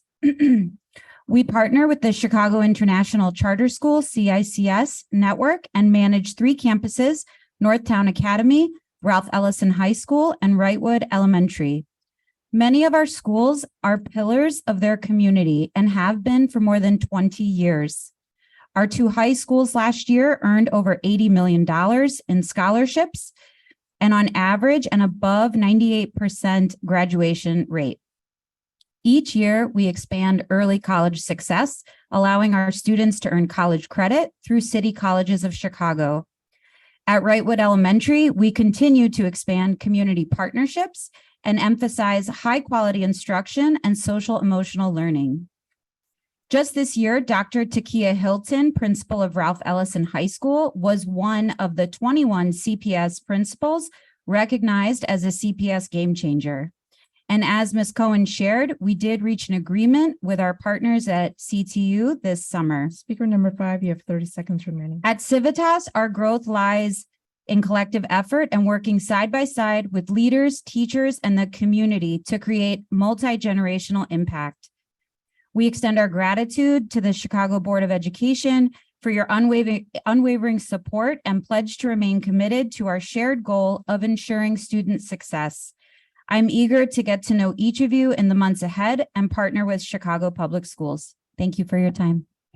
Thank you. Thank you for your comments. Our next speaker is Reina Cruz, speaker number 6, who is joining us virtually. Please enter *6 to unmute. Orador número 6, por favor, presione estrella y el número 6.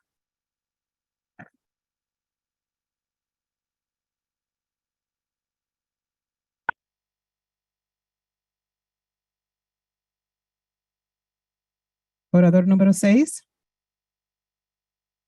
Sí. Me toca a mí. Puede empezar. Buenos días, mi nombre es Reina Cruz. Soy una madre orgullosa y participante activa en Escuelas Acero. Con gran agradecimiento quiero expresar mi más sincero apoyo a la educación excepcional y el ambiente enriquecedor de Escuelas Acero ofrece. Actualmente tengo 3 hijos, Daniela, que está en el 7º grado, Lucía en el 3º y Eric en el kinder. Su crecimiento y logros académicos dentro de Cruz Acero son un gran honor para mí. Su crecimiento y logros académicos dentro de Cruz son un testimonio de la dedicación y calidad de la educación que reciben. A lo largo de mi participación, he sido mamá activa de Acero. He tenido el honor de servir en el Consejo Asesor Bilingüe, donde he tenido la oportunidad de participar con otros padres y colaboradores en mejorar la educación de nuestros hijos. Además, participé en el programa de Padres Comprometidos, que enriqueció mis habilidades para comunicarme con los administradores escolares, comprender el papel vital de la salud mental y el aprendizaje socioemocional y abogar por el bienestar educativo de nuestros Oradora hijos. número 6, te quedan 30 segundos. Por favor, concluye.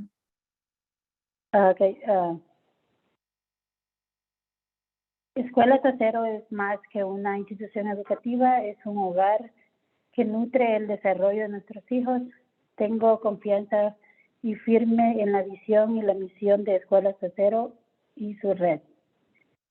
Nuestra escuela sirve como un pilar esencial dentro de la comunidad y estoy profundamente orgullosa de ser parte de la comunidad Acero. Gracias. Gracias por sus comentarios. Now we'll have a translation.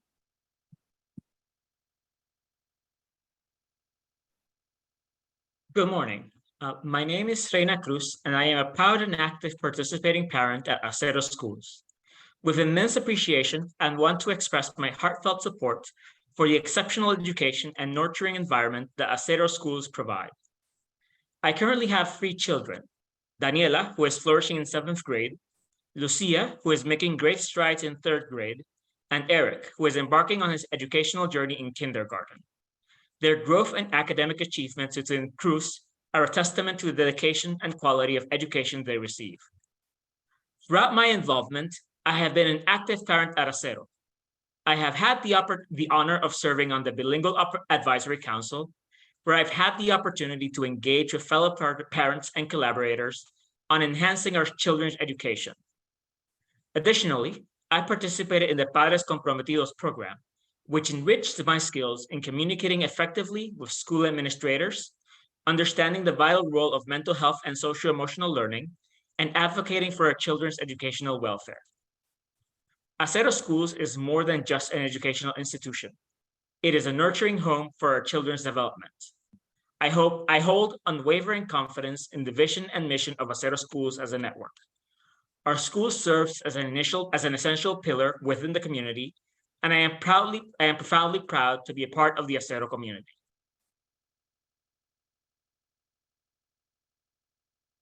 Thank you. Our next group of speakers are from the Bateman Elementary School, and they are all joining us virtually.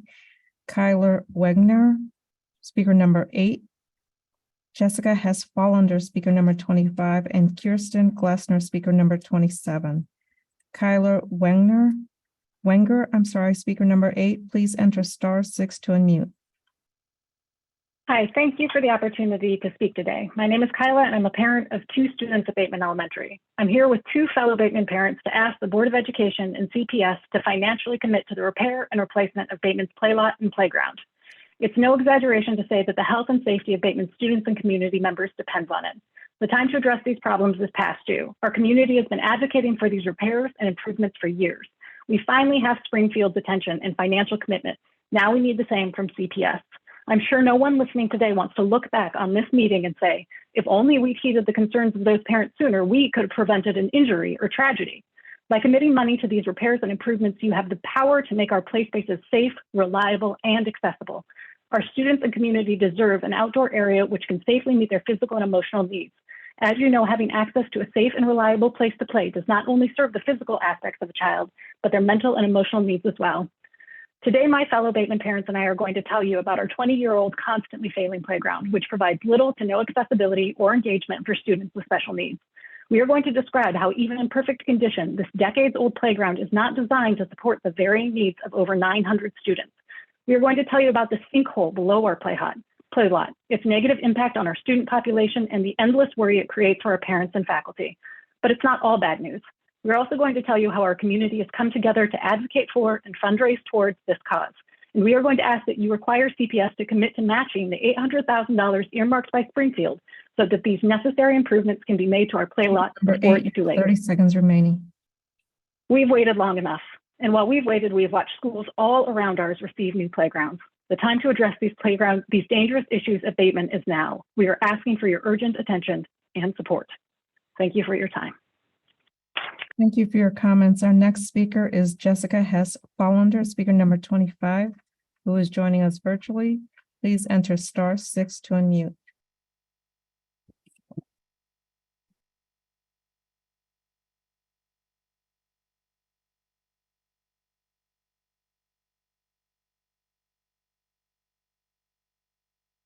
Jessica Hess Follander, speaker number 25, please enter *6 to unmute. There you go. Sorry. Thank you for allowing me to speak. My name is Jessica Hess Follander, and I am also the parent to 2 students at Bateman Elementary. I appreciate this opportunity to address the urgent and ongoing problems that exist on Bateman's playground. As Kyla mentioned, the playground equipment at Bateman is approximately 20 years old. The general consensus is that playground equipment lasts between 8 to 15 years, which means that Bateman's playground equipment has exceeded its physical life by 5 or more years. This will come as no surprise to anyone who has visited our playlot. It is in a near constant state of failure. Last school year alone, the bridge detached from the main structure, then a tear appeared in the metal stairs. After that, a large gash developed near the top of one slide. Over time, loose screws have fallen from the structure onto students' heads and never been replaced. And it's not just falling apart. The very fact that the play structure has no ramps, but is elevated nearly 2 feet above the rest of the playlot is a huge accessibility shortfall. Though Bateman's administration consistently works to keep the structure in a state of usability, the playground is beyond repair, and continuing to spend money on temporary fixes is a waste of precious school resources. In addition to safety, there's also the issue of size. Bateman serves over 900 children in grades pre-K to 8th. The existing play structure covers approximately 535 square feet. It's tiny relative to the student population. For scale, an average studio apartment is between 500 to 600 square feet. Can you imagine even one classroom of 30 children crammed into that space, much less an entire grade level of over 100 students? Bateman's play lot is over 35,000 Number square 25, feet. you have 30 seconds remaining. And yet our over 900 students have been provided only a single 535 square foot play structure. Even in perfect condition, it's just too small. If CPS will commit to financially supporting this project as Springfield has, we can provide our students with the gross motor and physical opportunities that they need. Please support this project. It will make a huge difference for the physical and mental well-being of our students and community. Again, thank you for allowing me the time to speak. Thank you for your comments. Our next speaker is Kirsten Glessner, speaker number 27, who is joining us virtually. Please enter *6 to unmute.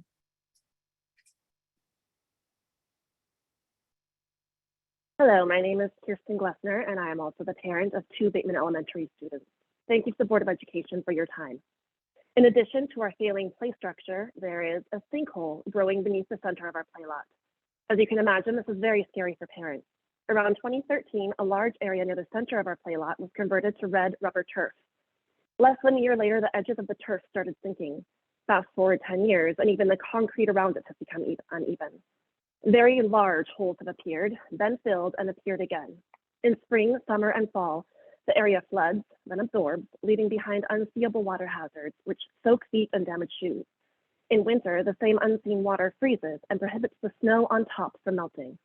Because of the many risks created as the turf fails and the ground beneath washes away, our students repeatedly lose access to nearly 20% of their play area. It would be reckless to wait until the next big problem arises to address this engineering failure. As a community, we have put in hours of volunteer time advocating for our students and play lots. We have engaged school administration, discussed issues with state and local representatives, and repeatedly reached out to CPS. We have contacted local banks and community groups for financial help and applied for grants. In 2022, the 33rd Ward came together and voted to allocate $75,000 of Aldermanic funds to build a nature play space. And just last week, we were informed that Springfield has earmarked $800,000 for the Bateman Playground. Now, we need CPS to commit to their share in writing so that we can make our dream of providing a safe and accessible playground for our students a reality. Speaker number So that 27. caregivers no You have longer 30 have to seconds remaining. so that caregivers no longer have to worry about sinkholes, broken bridges, or ruined shoes, so that our students have what they need to thrive physically, emotionally, and academically. Today, we are here asking for an on-the-record financial commitment from CPS. My hope is that the state, city, and district value the health and safety of our students as much as we do. On behalf of everyone at Bateman Elementary, we thank you for your time and respectfully request your support. Pictures can be found in the comment section. Thank you for your comments. Our next speakers are from Legacy Charter School. We have 2 in person and 1 joining virtually. Laquita Bedingfield, speaker number 11, who is here in person. Hello, my name is Laquita Bedingfield.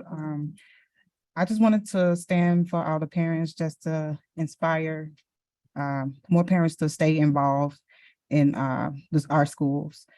This specific acknowledgement is for Legacy Charter School because I have 2 current students, 2 current kids at Legacy, and I also have a former who graduated salutatorian. So I respect them with the Most High.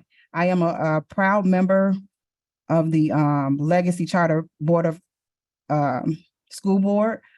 I say that the strength of Legacy that they have provided has given me hope for my children. As a parent, I see significant growth, which is so inspiring. I always teach my children to give their all and not be afraid to ask questions or never be afraid of change. No one teacher is perfect. No one child is perfect either, but Legacy has committed to providing the best education for my scholars. I just want to say I appreciate you as a Legacy family. And for those who don't know, I wanted to talk about the purpose of me doing this, just being involved, being able to make a difference in school and out of school. Children need our support as much as possible, ensuring they're being teaching correctly, coaching, and more. That connection, being able to relate and understand our scholars, being that relationship with the staff and understanding the Legacy way, embracing, accepting our scholars through the good, the bad, the flaws, pushing scholars beyond whatever it means to be great. Speaker number 11, you have 30 seconds remaining. Okay, I wanted to talk about value. I think that we all have values and personal ethics. For me as a parent, personal ethics for teachers and mentors and educators. It's a lot to juggle, definitely. Through it all, we must do whatever it takes for our children to get to the next grade, whatever it takes to build knowledge, and whatever it takes to set them up for success. Our children are counting on you, and so am I. Legacy teaches our scholars to be brave enough to say what happened. Legacy teaches our scholars to be brave enough to say when they're wrong. Legacy teaches our scholars to want to understand. The faculty and staff of Legacy School owns their part. And today I'm owning my part as a parent. Thank you. Thank you. Thank you for your comments. As the next speaker, Liz Goss, number 21, approaches the podium, we also have Tamaya Logwood, speaker number 22, who's joining us virtually from Legacy. Speaker number 21, please proceed. Good morning. My name is Liz Gostin. I'm the Executive Director at Legacy Charter School. Thank you for your time. Legacy Charter School is a single-site charter school in North Lawndale. We educate 468 scholars in grades K to 8. The school was founded 18 years ago with a mission to nurture the full potential of every child, build creative and critical thinkers, and grow active citizens. I was a founding teacher there 18 years ago, and while many things in the world have drastically changed, our mission remains the same. I want to invite you to come and visit our school. You will see, if you come on Wednesday afternoons, the clubhouse where scholars get to choose an after-school club, whether it's robotics or TikTok dance. You can come on Monday mornings for our middle school assemblies where leadership lessons are shared. You can come after school on Tuesdays and Thursdays where there's free after-school small group tutoring provided by our teachers. You can come any morning and see scholars reading and writing their own personal narratives. You can come to our legacy circles where the whole community gathers in celebration, or you can join me and the whole leadership team at 8 a.m. each morning, welcoming scholars into our building where they are safe and know they belong. We have many college graduate success stories and our wait list remains full. For the last 5 years, we've maintained between 97 to 100% of our enrollment capacity. We partner with our involved and active families, and we also are a proud part of the rich North Lawndale community. We have many partnerships like Boys and Girls Club of Chicago that provides free after-school programming. Speaker number 21, you have 30 seconds remaining. Thank you. We partner with Carol Robertson for a pre-K program, MCFA Challenge, the Trauma Response Network. We are also able to provide with those partnerships counseling services for free on-site one-on-one and group counseling for 40 of our scholars each week. We host a community-wide resource fair every year, and we are also, of course, focused on academics. We recognize and nurture the genius of each scholar. We're excited for the renewal process as it helps us reflect and to grow stronger, and Legacy is truly changing the world one scholar at a time. I want to thank you for your time and for the legacies each of you are leaving for Chicago's children as well.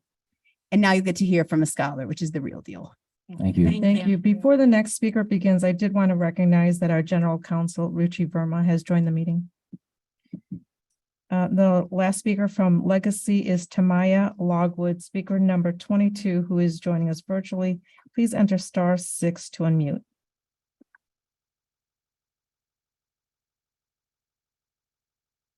Good morning. My name is Tamaya Logwood, and I am an 8th grade scholar at Legacy Charter School. I have attended Legacy Charter School since kindergarten. I am the 4th member of my family to attend Legacy. My 2 older brothers and sisters graduated from Legacy Charter School. My siblings also graduated from Fenwick High School, DRW College Prep, and Christ the King High School. My brother graduated from UWM Stevens Point, and my sister graduated from UIC at Urbana-Champaign. Legacy Charter School has not only given me a strong academic foundation, legacy love is real. The teachers and the staff at Legacy Charter School have helped me to build a strong character and interpersonal skills. Legacy has provided me an opportunity to not only grow academically, but also as a student leader. For the past 5 years, I have served as an SEL coach and a peace warrior since the 4th grade. In these roles, I support my fellow scholars with handling difficult situations and interpersonal relationships. I am also a member of MCFA, where I receive training on leadership and democracy. These experiences have given me tools and skills that I use to represent my peers as a member of the Legacy Charter School Council. As a scholar council member, I represent and advocate for issues that are important to us as students and as future leaders. Many young people do not see themselves as prepared for the future if they see a future at all. Some do not feel supported or cared for. As a Legacy Charter School scholar, I am prepared to compete in a world that is increasingly difficult for minority students, especially those that live on the west side of Speaker Chicago. number 22, you have Because of 30 my seconds Legacy remaining. Charter School education, I have developed the critical thinking, communication, and interpersonal skills required to be successful in high school and college beyond. Now, I look forward to attending high school next year and plan to graduate from the University of Alabama in the class of 2031. I also look forward to coming back to Legacy Charter School as a proud alumni to encourage the rising Legacy scholars that are coming behind me.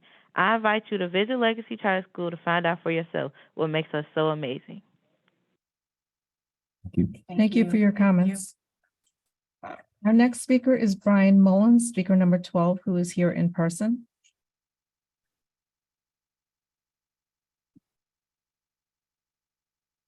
Hello, thanks for having me this morning. Wow. My name is Brian Mullins. I'm representing the Black American Voter Project. We are assisting the Illinois African Americans for Equitable Redistricting effort in getting a Black Student Achievement Task Force. I just want to read a couple points to keep this going until we can get this settled. As a group, Black Chicago Public School students, who comprise nearly a third of the district enrollment, are suffering from entrenched problems that have been exacerbated by closing 50 schools in 2012 and shutting down from the COVID-19 pandemic from 20 and 2021. They have suffered significant learning loss, trauma, isolation, and reduction in social and emotional support, economic loss, and health and safety concerns.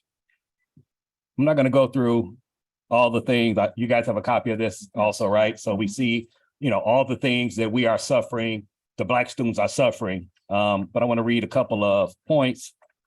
It is the position of the Illinois African American Equity Redistricting Commission that the chronic underperformance of Black students and the result of chronically underfunded, separate, and unequal CPS schools in the Black community of Chicago.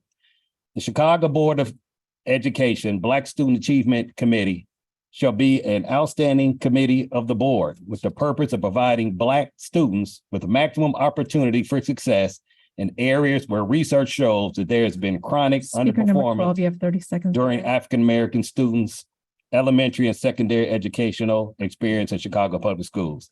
The committee shall develop strategies and recommendations for children to excel, providing children with character building tools, as well as there are about 5 or 6 more things that you guys can read on here. I do have a quick question. Mr. Martinez, you mentioned the new hires this year, and you mentioned people of color. Can you tell how many Black people were hired out of those 57%? Or can we get that data on how many Black people were actually hired? I can definitely talk to Chief Felton about those numbers for sure. Okay, And we'll thank you. follow it up, the follow-ups that will be made public. And I appreciate your following up with the commission, and I know you've been in touch with them, all right? Absolutely. Thank you. Thank you. Thank you for your comments. Our next speaker is Maria Owens, speaker number 13, who is here in person.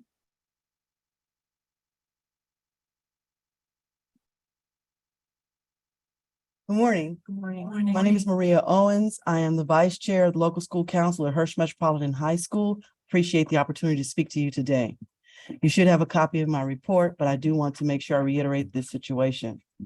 I come before you to address a critical issue of equity we face at Hirsch. The district has touted its dedication to equity throughout our system, and we at Hirsch hope that your proclamation is genuine. Unfortunately, we have not felt the impact of that mission. We were initially encouraged when hoping that the season of passing us by and ignoring us had subsided when the district appeared to recognize the needs of our special education student population, which at Hirsch tops 40% of our student body. But the funds that the district allotted to us included funding that we were going to use to add 3 much needed special education teachers. Our principal, David Narain, was assured that the special education staffing for all schools would include 4 special education teachers for each core subject for self-contained classes and 4 special education teachers for each core subject of co-taught classes. However, based on the board's representation to us, our local school council voted on budget based on those promised funds. And we had funding for those positions and even interviewed and for those positions and found candidates for those positions. But subsequently, speaker number 13, you without warning, the district omitted funding for those positions, even though they were promised funds and duly voted on by our LSC. We request an opportunity to speak to those who have the decision-making power to reinstate our funds. We want a written response within 7 days. We want those funds reinstated. We're not asking for new funds. We're asking for the money that was promised and voted for by our LSC. We know you can make this happen. We expect you to make this happen. We believe it's just a minor oversight, and we know that you will make this good. So please connect us with the person responsible for reinstating our positions. Thank you. Thank you for your comments. Our next speaker is Nadia Barrio, speaker number 14, who is here in person.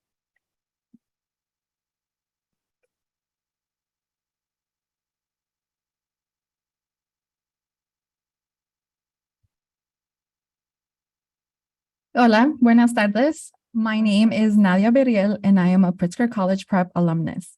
I'd like to acknowledge that my brother is also here. And he spoke to the board 3 years ago about his journey from being a student to a Noble staff member, and now I am here to share my story. As an undocumented Latina from Humboldt Park, Noble gave my family and me the resources and support I needed to succeed in high school and graduate from college. Shortly after graduating from Macalester College in 2018, I moved back to Chicago. I always knew I wanted to come back and set roots in my city. I connected with Noble's Alumni Career Office, where I received one-on-one coaching for resume writing and prepping for interviews. With the coaching and resources I received, I was able to land a job at Noble's Government and Community Affairs team as a bilingual community organizer. My favorite part of my job is interacting with Spanish-speaking families and supporting them in their parent advisory council meetings. I see my parents in the families I now serve, and I cannot express how good it feels to know that I am a small part of a network that is helping Black and Brown students to be the first in their family to go to college. I want to share my story with you all today because my story is not different from many Noble alumni who choose to return and come back to work for Noble. There are over 250 alumni that now work at Noble to make sure that students have an equitable experience and access to college. Some of them are here today. I invite you all to tour one of our campuses and Speaker talk number 14, to. you have 30 seconds you. remaining. I invite you all to come to tour any of our campuses and talk to a Noble alum because seriously, we're everywhere. Thank you and muchas gracias. Thank you. Thank you for your comments. Our next speaker is Rosita Shatanda, speaker number 15, who is here in person.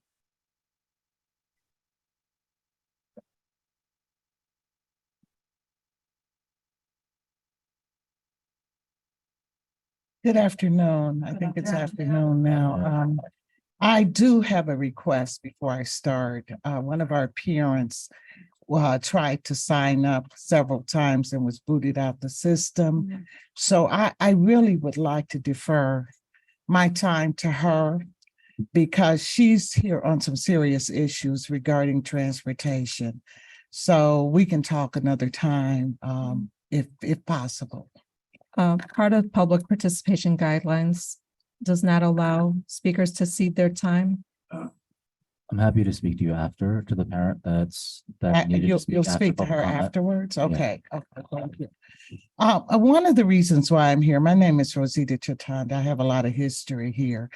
I came into the system as a parent years ago, currently as a grandparent. I started off as a parent and then an educator. I was in the Teachers for Chicago program, where I graduated and began teaching in 1993. I also, and I'm just giving you a background on the history, I've worked for the Chicago Teachers Union. I actually was the organizer for Karen Lewis in 2009, when some of you new people are here, but we're the old guard. We're the ones that laid the foundation. We're the ones that got out on the street, and we're the ones that helped Karen get elected. All of them are gone basically at this point. But that being working for Chicago Teachers Union and then forming, working for the CAC. I did almost 10 years with the first CAC, South Shore CAC, as the co-chair and the elementary school chair, where we brought resources to our schools in South Shore through grant writing. I actually was able to work and implement the program at CBS High School in 2017, where we had funding that we wrote for to help our students, our first generation low income students, and those students are now graduating, some of them Speaker number from 15, college. you have 30 seconds remaining. I just want to say in this last 30 minutes, I represent COS teachers, and we are in court now. And we do have a lawsuit based upon the firing of, we lost 14,000 Black teachers since the late 90s. And then we've lost another 7,000 since 2010, which has left our community basically in shambles. When you remove 14,000 daily violence interrupters. And it's not your fault. You weren't here when that happened. So I'm hoping that this new board will address some of the systemic issues that have taken place with the law department. As you heard one of the people speak here, there needs to be an investigation. You listened to Troy Lavier. There's some real issues with the law department. And all the people that were involved are probably gone. But we asked you to consider teachers who are on your do not hire list, who have no charges Number with 15, can you CPD, please conclude? CPS, and still hold state certificates. And they can pass the background check, which some of you started to remove some of them in my group. And I asked you to investigate. Thank you. Thank you. Thank you. Thank you for your comments. Our next speaker is Diana Perez Negron, speaker number 17, who is joining us virtually. Please enter *6 to unmute. Orador número 17, por favor, presione estrella y el número 6.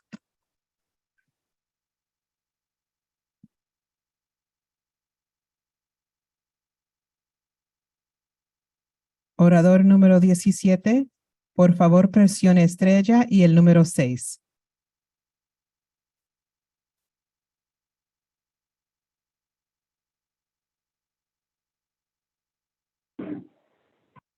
Hola, gracias por su tiempo. Mi nombre es Diana Pérez Negrón y soy una madre de 3 niños de la escuela primaria Goethe, que es una escuela de vecindario de título 1 con 66% de estudiantes hispanos. Otro padre, Ashley Cusa, habló en la reunión de la Junta en junio para compartir la necesidad desesperada de nuestra escuela de un campo de césped. Estoy hablando hoy para que los nuevos miembros de la Junta sepan lo mismo. Como se puede ver en el paquete de fotos, el espacio exterior de nuestra escuela sufre problemas extremos de drenaje, lo que hace que la mayor parte del entorno del exterior sea peligroso e inutilizable durante la gran parte del año escolar. Estos problemas han obligado a más de 700 estudiantes de primaria a permanecer en sus salones durante el recreo, durante días, incluso cuando hace buen tiempo. También ha afectado la capacidad de Goethe para ofrecer programación deportiva en el lugar de sus estudiantes, incluso a mi hijo Jaden. Jaden está en el equipo de fútbol de la escuela y debido a que el campo de la escuela es un pozo de barro, él y el resto del equipo de fútbol ni siquiera pueden practicar ni jugar en los terrenos de la escuela. Estamos trabajando arduamente para asegurar fondos fuera de CPS para pagar un campo de césped y nuestros líderes escolares se han reunido con los oficiales de instalaciones de CPS, pero las familias de esta escuela de título 1 simplemente no tienen los recursos disponibles para obtener este tipo de fondos. Por lo tanto, Orador espero número 17, que- te quedan 30 segundos. Por favor, concluya. Por lo tanto, espero que la Junta pueda ayudar a asignar fondos a este proyecto para que los estudiantes diversos y necesitados de Goethe tengan un lugar seguro para jugar, ya sea solo que quieran ser niños o futuras estrellas de fútbol. Muchas gracias. Gracias por sus comentarios. And our Spanish translator will translate the statement. Good morning. Thank you for your time. My name is Diana Perez Negron, and I'm the mother of a child in preschool, one in 4th grade, and another in 7th grade at Gurkha Elementary School, a Title I neighborhood school with a student population that is 66% Latino. Another parent, Ashley Cusa, spoke last month's board meeting to share our school's desperate need for a turf field. I'm speaking here today so that the new board members learn the same. As you can see on the photos, the exterior of our school has serious drainage problems, making most of the outside dangerous and unusable for a large part of the school year. These problems have forced more than 700 elementary school students to remain in their classrooms during recess for days, even when the weather is nice. It has also affected Gurkha's ability to offer sports programming for students at the school, including my son, Jaden. Jaden is in the school soccer team, and given that the school's field is a mud pit, he and the rest of the soccer team can't even practice or play on school grounds. We are working hard to secure funds outside of CPS to pay for a turf field, and our school leaders have met with CPS facilities officials. But the families of these Title I schools simply do not have resources available to obtain these sorts of funds. Therefore, I hope that the board is able to help assign funds to this project so that diverse and special needs students at Gurkha will have a safe space to play, be it just to be kids or to become future soccer stars. Thank you. Our next speaker is John Washington, speaker number 18, who is here in person.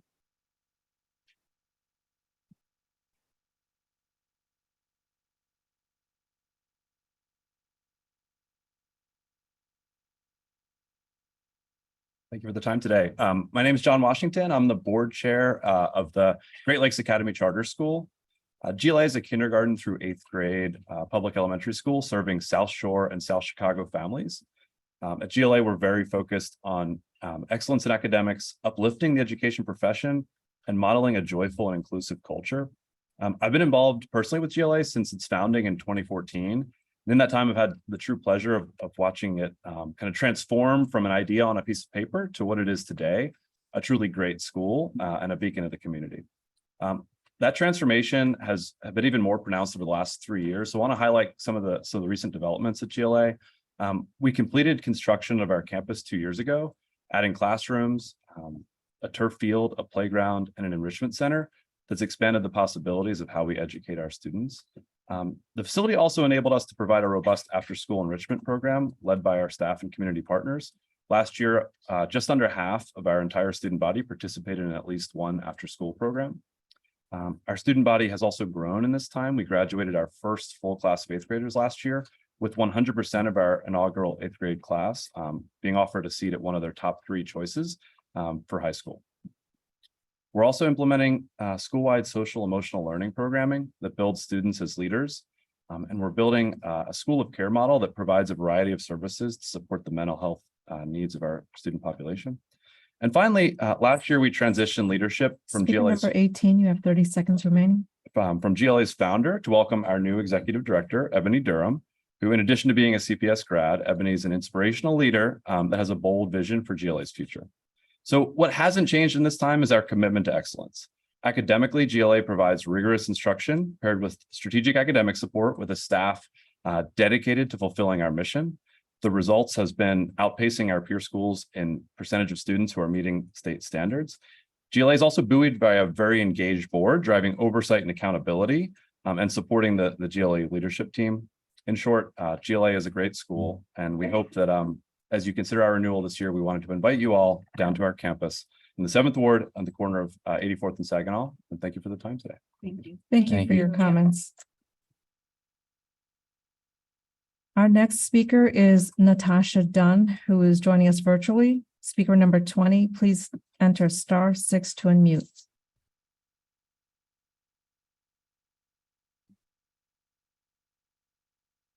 Hi, good afternoon. My name is Natasha Dunn, and I am the co-founder and executive director of the Black Community Collaborative. 16 children were shot in Chicago this weekend, and only 10% of Black students can read proficiently. There is not enough bouncy houses, book bags, or boxes of pizza that can close the gap in CPS and fill the hole in the hearts of parents whose school-age children have been murdered. Rest in peace, Rajon Harshaw, a 14-year-old honor roll student who was preparing to go to high school for his freshman year, like my daughter. Black lives and potential are being cut short in the classroom and on the street. And no one, other than myself and a handful of people, are working hard to ensure that Black students and communities are a priority. We just heard you read off a list of intentional, targeted, and specific actions for newly arrived non-citizen children. They deserve opportunity. But where is the access to supportive and quality education and targeted interventions and programs specific for Black children? Because we feel like our children and communities are continuing to be ignored, overlooked, and pushed to the back of the line. In South Shore alone, Black parents travel upwards of 15 miles to attend fully enrolled schools with resources that could be going to our community. The extended travel time has a ripple effect that Speaker number contributes 20, to you have Black 30 student seconds attendance, remaining. graduation rate, dropout rate, and academic performance. Since our school funding is tied to enrollment, Why is it that South Shore International College Prep and many other high schools are allowed to be half empty year after year? It is clear that Chicago Public Schools is continuing to deprive our neighborhoods of access to high-quality public education. South Shore residents are paying taxes to your half-empty high school building, which is South Shore International College Prep. It is underutilized. It's been underutilized since it opened in 2013. And we're paying taxes to a fully empty building that you all closed in 2014. Aside from the intentionality of keeping schools under-enrolled and under-imported, Black children travel the furthest and the most out of any other racial group to attend school. As you heard today, you have another crisis on your hands with the transportation issue, and of course, that's going to disproportionately impact Black students because we travel the most. These inequities are created by systemic racism. Speaker number 20, can you please conclude? While we are educated, I'm almost finished. While we have Black children who are eligible to attend high schools in the city of Chicago, they're lingering on wait lists. Why are our under-enrolled and underutilized high schools have children on wait lists to attend? That's the problem. Something is wrong because what I feel like is happening is you all are manufacturing an enrollment crisis. Thank you. Thank you. Our next speaker is Dee Perkins, speaker number 23, who is here in person.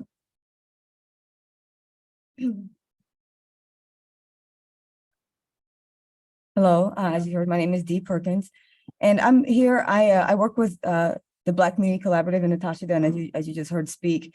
I'm not a parent. I'm not a product of CPS. I wish I could say that I am, but I'm not. I recently ran for 5th Ward Alderman, and running for city council, I thought I understood a lot of things about the city and people and how things work, and I learned a lot more. And speaking with, like I said, Natasha and different groups and community members, I learned that our education system is deeply flawed, as a lot of people have known, but specifically within our communities. As she mentioned, the enrollment problem, I don't even understand that. Like, how do you have a half-empty school and a wait list and then having children travel clear across the city to go to high school?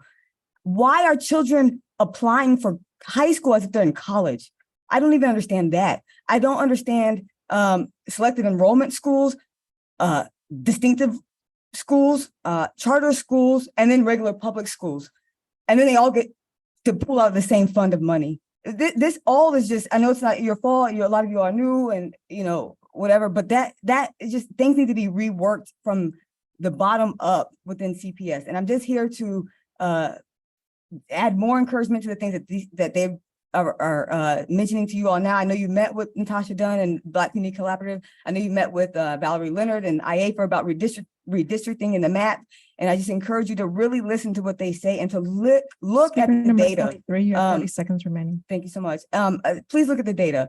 Like I said, we all have opinions about this and that, but numbers do not lie. And the numbers and the data that you're looking at cannot support you saying we are prioritizing the most harm and then spending money on newcomers to make sure they have everything they need while our kids can't even read. And then certain parents, I've heard accounts from parents who can't get IEPs for their kids who are 2 levels behind in reading because the whole class is 2 levels behind. Then the whole class needs an IEP, not nobody. I mean, everything is just wrong and not okay. And I'm just here to just, as a community member and someone to be an advocate. I'm not an activist. I'm not going to be on picket lines. I'm a business person. I want to get back to work personally. But this is not okay. And I just want to be here to urge you all to look at what they say and to hear them and to actually prioritize, not talk and send us emails and tell us what you're going to do. Do it because it needs to be done. Thank you. Thank you. Thank you for your comments. And the last speaker from the speakers list is speaker number 29, Allison Jack, who is here in person. Thank you. Good afternoon, President Shi, board members, and CEO Martinez. I'm Allison Jack from the Illinois Network of Charter Schools. Our organization represents the 134 charter schools in Illinois, with the 119 in Chicago, educating over 54,000 students. I appreciate the opportunity to address you today and on behalf of the charter community, and welcome you to your new leadership roles, most of you, except for board member Todd Breland. Like you, we have participated in many school opening activities as well. On Monday, I had the opportunity to attend Noble's kickoff event, which brought together their 1,600 educators to celebrate the principles of equity and excellence. The atmosphere resonated with such an inspiring sense of positivity in anticipation of the year ahead, and such gatherings underscore the strengths of a united school community. We invite you to see for yourselves. You've gotten a lot of invitations from charter people today, and hopefully you'll be able to come out and see firsthand why parents are consistently expressing high levels of satisfaction with their children's charter schools. In the coming months, this board will make important decisions on the renewal of 48 charter schools. That's almost half of the charters in Chicago. These schools are community anchors, neighborhood meeting places, and safe and sustainable spaces for families and students to access high quality education and necessary resources. Renewal is not only an important component of the charter model, the agreement, flexibility in exchange for accountability, but it also means stability for school communities. That is why Speaker number Illinois. 29, you have 30 seconds Thank remaining. you. Illinois law allows for a 10-year charter renewal for high-performing schools. Longer renewal terms create stable environments for families and job security for educators. It allows school leaders to focus on planning, reflection, and continuous improvement. Our hope is that you will visit some charter schools this fall, talk with staff and students, and witness the amazing program and comprehensive wraparound programs that they provide. We're ready to work with you, and we hope to see you out in the charter school soon. Thanks for listening. Thank you. Thank you for your comments. This concludes public, I'm sorry. Yes, I'm sorry. This concludes public participation. Thank you. Thank you to the public speakers for their advocacy. Board members, do you have any questions or comments related to public participation? I just have a quick comment and reminder. So public comment is not really a great venue for actual dialogue. It's for us to hear things, take notes, follow up on our own because of the way it's set up. But I do want to encourage everyone to come and set up office hours with us as board members. You can do that on the Chicago Board of Education website. I think I have some office hours coming up with some of the people who spoke here today already. All of us do office hours. So encouraging you who are here today and also others to please take advantage of that as an opportunity for us to have a bit more dialogue and some more direct follow-up than is really afforded in public comment. But please know we heard you and are taking notes for our own follow-up as well. Thank you. Other board members? Yes, I just want to echo Board Member Todd Breland's comments. We do hear you, and we will do everything in our power to make ourselves more available and accessible for those conversations. But I do want to underline and underscore that we do hear you. Great, thank you. This concludes public participation. Chief Mayfield, I believe you have a few operations updates. Yes, thank you. Just listening to the public comments, I just wanted to respond to a few of those. I'm super sensitive to the transportation issue, so I do understand how it impacts families in this elective enrollment magnet programs. I just want to share some additional information. This was a tough decision that we all needed to make in regards to transporting our most vulnerable population. And in doing so, although we do have a few more bus drivers this year, compared to last year, we have more diverse learners who have applied for transportation. So that's our issue. We're not able to meet the expectation to transport all students because we actually have more requests coming in from our vulnerable population. In addition to that, the CTA agreement that we have that provides alternative transportation, I just want to highlight, it's not just for students. We also provide a companion pass for the parent as well. I just want to point that out just in case people don't understand that. One other piece that I wanted to point out, and I think our CTU president highlighted it, still on transportation, but I'm shifting gears a little bit, specifically around the electric bus grant. We did apply with the EPA for the electric bus grant that gives us an opportunity to be awarded up to 50 electric buses. We won't have a decision on that until a notification until between November and January. That's an opportunity for us to look at bringing some of our transportation services in-house to supplement those services. So I'm looking forward to a decision on that. And I hope if we do get awarded, then we'll build the ecosystem to be able to operate efficiently. Thank you. Thank you. Thank you so much. There was another piece on Bateman. I got two more things, sorry. Okay. So Bateman, I heard the community loud and clear. In this case, we're working with the community and we're also working with the state. There's a state grant that we haven't fully secured yet. It's still an open matter up to 800,000. Okay. So we'll continue to work with the state to secure those funds and the community to keep them abreast. The playground is safe. There is a section that appears to have a sinkhole, and we'll have our contractors out there today on site looking at that sinkhole to determine what next steps are. And last but not least, Gerther. Gerther, they shared at the last few board meetings, they shared their concerns about the field, where the pictures of the field, they don't look impressive. Let's just say that. We did that field around 2013, 2014, about 1.9 million in a new field. We worked closely with the community on that. We advised the community that there could be some risks there with the drainage issue that we're seeing in the photos that were provided to us, which still continue and linger today. We're working with that community on the new turf field, yes, and they pointed out that they just need additional funding. My facilities team is working with the state to try to secure some funds up to 200,000. Hopefully we get more so that we can repair that. And once we get that repaired in a timely manner. Great. Thank you. Thank you. So board members will now open the floor for questions or comments and items on the public agenda. Board members, are there any comments or questions? A super short. Go for Super it. short one. Just wanted to also reinforce gratitude for the many educators who have pushed for us to get to this place on revising this policy related to holiday pay and makeup days. In my time as board member, I've had many office hours about this, particularly with Wendy, who I see in the room today. So want to, also double down on President Davis Gates' comments, and also thank you, Wendy, and all the other educators who have pushed for this. Thank you. Seeing none, we'll now proceed with the vote on public agenda items. Board Secretary, please proceed. Thank you, President Shi. I would like to note for the record that MO1 motion to recess will be withdrawn from the agenda. I'll proceed with the items on the public agenda, read the board report numbers and brief titles. I believe Vice President Todd Breland has motion MO2 regarding record of proceedings. I move that the record of proceedings of the Agenda Review Committee meeting of July 19th, 2023, and board meeting of July 26th, 2023, prepared by the board secretary be approved, and that such records of proceedings be posted on the Chicago Board of Education website in accordance with section 2.06B of the Open Meetings Act. Is there a second? Second. I'll proceed with a roll call. Member Fahey Hughes, Yes. Vice President Todd Breland, Yes. Member Woods, Yes. Member Lozano, Yes. President Shi. Yes. 5 ayes, 0 nays. This motion is adopted by the board. President Shi, I will continue with items that do require a vote. RS1, resolution authorize appointment of members to LSCs to fill vacancies.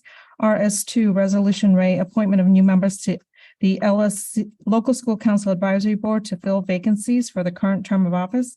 PO1, rescind policy on criteria governing determination of educational crisis. PO2, rescind and adopt a new code of ethics. PO3, authorize the commencement of the public comment period for acceptance of grants, gifts, and donations policy starting August 25th, 2023. PO4, authorize the commencement of the public comment period for principal eligibility policy starting August 25th, 2023. PO5, authorize the commencement of the public comment period for administration of medication policy starting August 25th, 2023.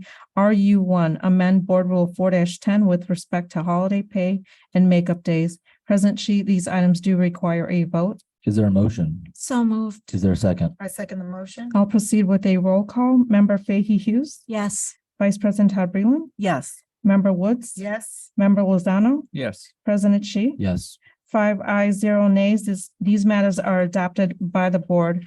President Shi, I'll continue with an amended communication CO1 and read it into the record. This item does require a vote. CO1 amends the May 2023 Communication Rate 2023-2024 schedule of agenda review committee meetings and regular board meetings. President Shi, for the record, this amended calendar reflects 1, the changes of conducting the board meetings on the 4th Wednesday of each month to the 4th Thursday of each month, unless otherwise noted. The February, March, and June 2024 agenda review committee meetings have been rescheduled. 3, the November, December Agenda Review Committee meeting and the board meetings are being consolidated. 4, the September 28th, 2023 board meeting, the February 14th, 2024 Agenda Review Committee meeting, and the April 25th, 2024 board meeting will be held as community-based meetings in the evenings. 5, changes in the dates of advanced speaker observer registration for board meetings.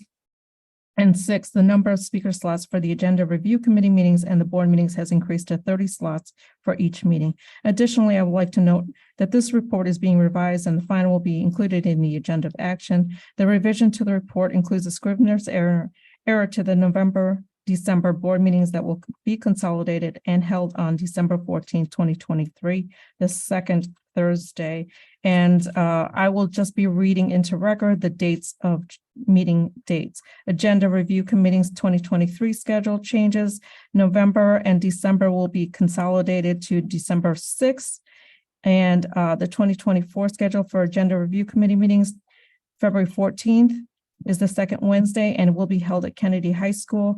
And March 13th, which is the second Wednesday, June 18th, which is the third Tuesday due to the Juneteenth holiday. For regular board meeting changes to the schedule, it will be September 28th, which will be held at Austin High School from 5 to 10 p.m. October 26th, and the November and December meetings will be consolidated and held on December 14th. The changes to the regular board meetings are for the 2024 schedule is January 25th, February 22nd, March 21st, which is the third Thursday, April 25th, which will be held at a Southside High School from 5 to 10 p.m., May 23rd, June 27th, July 25th, and August 29th. President Xi, I will continue with items that do require a vote. EX1 is the transfer of funds. EX2 rescinds the May 2023 report establishing the Bronzeville Englewood High School.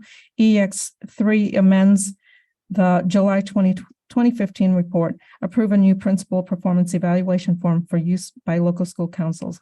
President Xi, for the record, this amendment is necessary to replace the key behaviors, indicators, and competency weights with current indicators, component weights, and language aligned to new school leader performance evaluation rubric.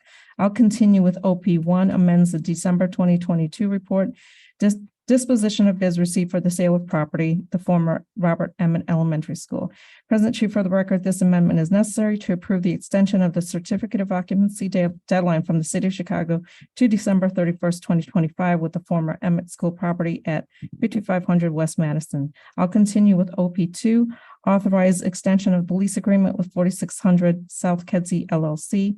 PR1, authorize a new agreement with Fisher Scientific Company LLC. PR2, authorize a new agreement with Amplify Education, Inc. PR3 amends a June 2023 report, authorize the pre-qualification status of and new agreements with various vendors to provide financial professional services. President Chief, for the record, this amendment is necessary to add 9 new vendors to the list of pre-qualified vendors. I'll continue with PR4, authorize the first, second, and final renewal agreement with various vendors for audit services. PR5 amends the November 2021 report, authorize the first, second, and final renewal agreement with various vendors for environmental contracting services. President Chief, for the record, this amendment is necessary to increase the not to exceed authority. I'll continue with PR6, authorize the first renewal agreement with Johnson Controls Fire Protection LP for fire suppression, ANSEL, and exhaust system maintenance and repair services. PR7, authorize the first renewal agreement with Johnson Controls Fire Protection LP for fire suppression system maintenance and repair services. PR8, authorize the first renewal agreement with various vendors for groundskeeping products and services. PR9, authorize the first, second, final renewal agreement with Canon Design, Inc. PR10, authorize the first, second, and third final renewal agreement with Aero Elevator LLC. PR11, authorize the first, second, and third final renewal agreement with Global Water Technology, Inc. PR12, authorize new agreements with various vendors for groundskeeping products and services for snow and ice removal. PR13, authorize a new agreement with various vendors for managing Environmental Consulting Services. PR 14 is the report on the award of construction contracts and changes to construction contracts. PR 15 amends the June 2021 report, authorized the pre-qualification status of and final renewal agreements with various technical service consultants. Present Chief, for the record, this amendment is necessary to increase the not to exceed authority. I'll continue with PR 16, authorize a new agreement with Converge One, Inc. And President Shi, these items do require a vote. Is there a motion? So moved. Is there a second? Second. I'll proceed with a roll call. Member Fahey Hughes. Yes. Vice President Todd Breland. Yes. Member Woods. Yes. Member Lozano. Yes. President Shi. Yes. 5 ayes, 0 nays. These matters are adopted by the board. President Shi, I will continue with additional items on the public agenda that do not require a vote. PR 17 is the Chief Procurement Officer Delegation of Authority Report for June 2023 and Chief Financial Officer Report for June 2023. EX4 amends the July 2023 report on principal contracts renewals. And President Shi, for the record, this amendment is necessary to remove Vanessa Hernandez, renewal contract principal at Hancock High School. I'll continue with EX5, report on principal contracts new. EX6, report on principal contracts renewals. AR1, report on board report rescissions. And President Shi, these items just need to be accepted by the board. Please mark received and filed. Thank you, President Shi. I'll continue with items from the General Counsel that do require a vote. AR2, transfer and ratify appointment of Senior Assistant General Counsel Daniela Ciocia Regencia. AR3 amends the June 2023 authorized continued retention of various outside counsel law firms. And President Shi, for the record, this amendment is necessary to increase the spending authority for firms number 13, Hinshaw Culbertson, and 27, Taft, Statanias, and Hollister LLP. I'll continue with AR4 amends the July 2023 report, authorized new retention of various outside counsel law firms. And President Shi, for the record, this amendment is necessary to increase the spending authority and add a new law firm, Mullen Coughlin LLC, and add Masters Law back to the report, which was inadvertently removed from the July 2023 board report. I'll continue with AR5, workers' compensation payment for lump sum settlement for Kylie Russell. AR6, approved payment of proposed settlement regarding Jeffrey Hubert. And President Shi, these items do require a vote. Is there a motion? So moved. Is there a second? A second. I'll proceed with a roll call. Member Fahey Hughes. Yes. Vice President Todd Breland. Yes. Member Woods. Yes. Member Lozano. Yes. President Shi. Yes. 5 ayes, 0 nays. These matters are adopted by the board. President Shi, I will continue with the following settlement items that do require a vote. AR7, approved payment of proposed settlement regarding John Johnson. AR8, approved settlement of proposed settlement regarding Donovan Robinson. President Shi, these items do require a vote. Is there a motion? So moved. Is there a second? I second the motion. I'll proceed with a roll call. Member Fahey Hughes. Yes. Vice President Todd Breland. Yes. Member Woods. No. Member Lozano. Yes. President Shi. Yes. We have 4 ayes, 1 nay. These matters are adopted by the board. President Shi, I will continue with items from the Chief Executive Officer that do require a vote. EX7, transfer and appoint Chief of Schools Network 8, effective August 28, 2023 for Gilberto Pietrahita. EX8, report on principal contract new ALLC. EX9, adopt finding that pupils are non-residents of the City of Chicago indebted to the Chicago Public Schools. EX10, warning resolution for Dolores Mister, tenured teacher assigned to James Wadsworth Elementary School. President Shi, these items do require a vote. Is there a motion? So moved. Is there a second? I second. I'll proceed with a roll call. Member Fahey Hughes. Yes. Vice President Todd Breland. Yes. Member Woods. Yes. Member Lozano. Yes. President Shi. Yes. 5 ayes, 0 nays. These matters are adopted by the board. President Shi, I'll continue with items from the board that do require a vote. RS3, resolution by the Board of Education regarding the dismissal of Tai Sinkevicius, tenured teacher assigned to Bright Elementary School. And President Shi, for the record, this resolution reflects that the Board of Education issues an opinion order adopting the charges and specifications as true and correct. Tai Sinkevicius is hereby dismissed. I'll continue with RS4, resolution by the Board of Education regarding the dismissal of Tina King, tenured teacher assigned to Hay Elementary.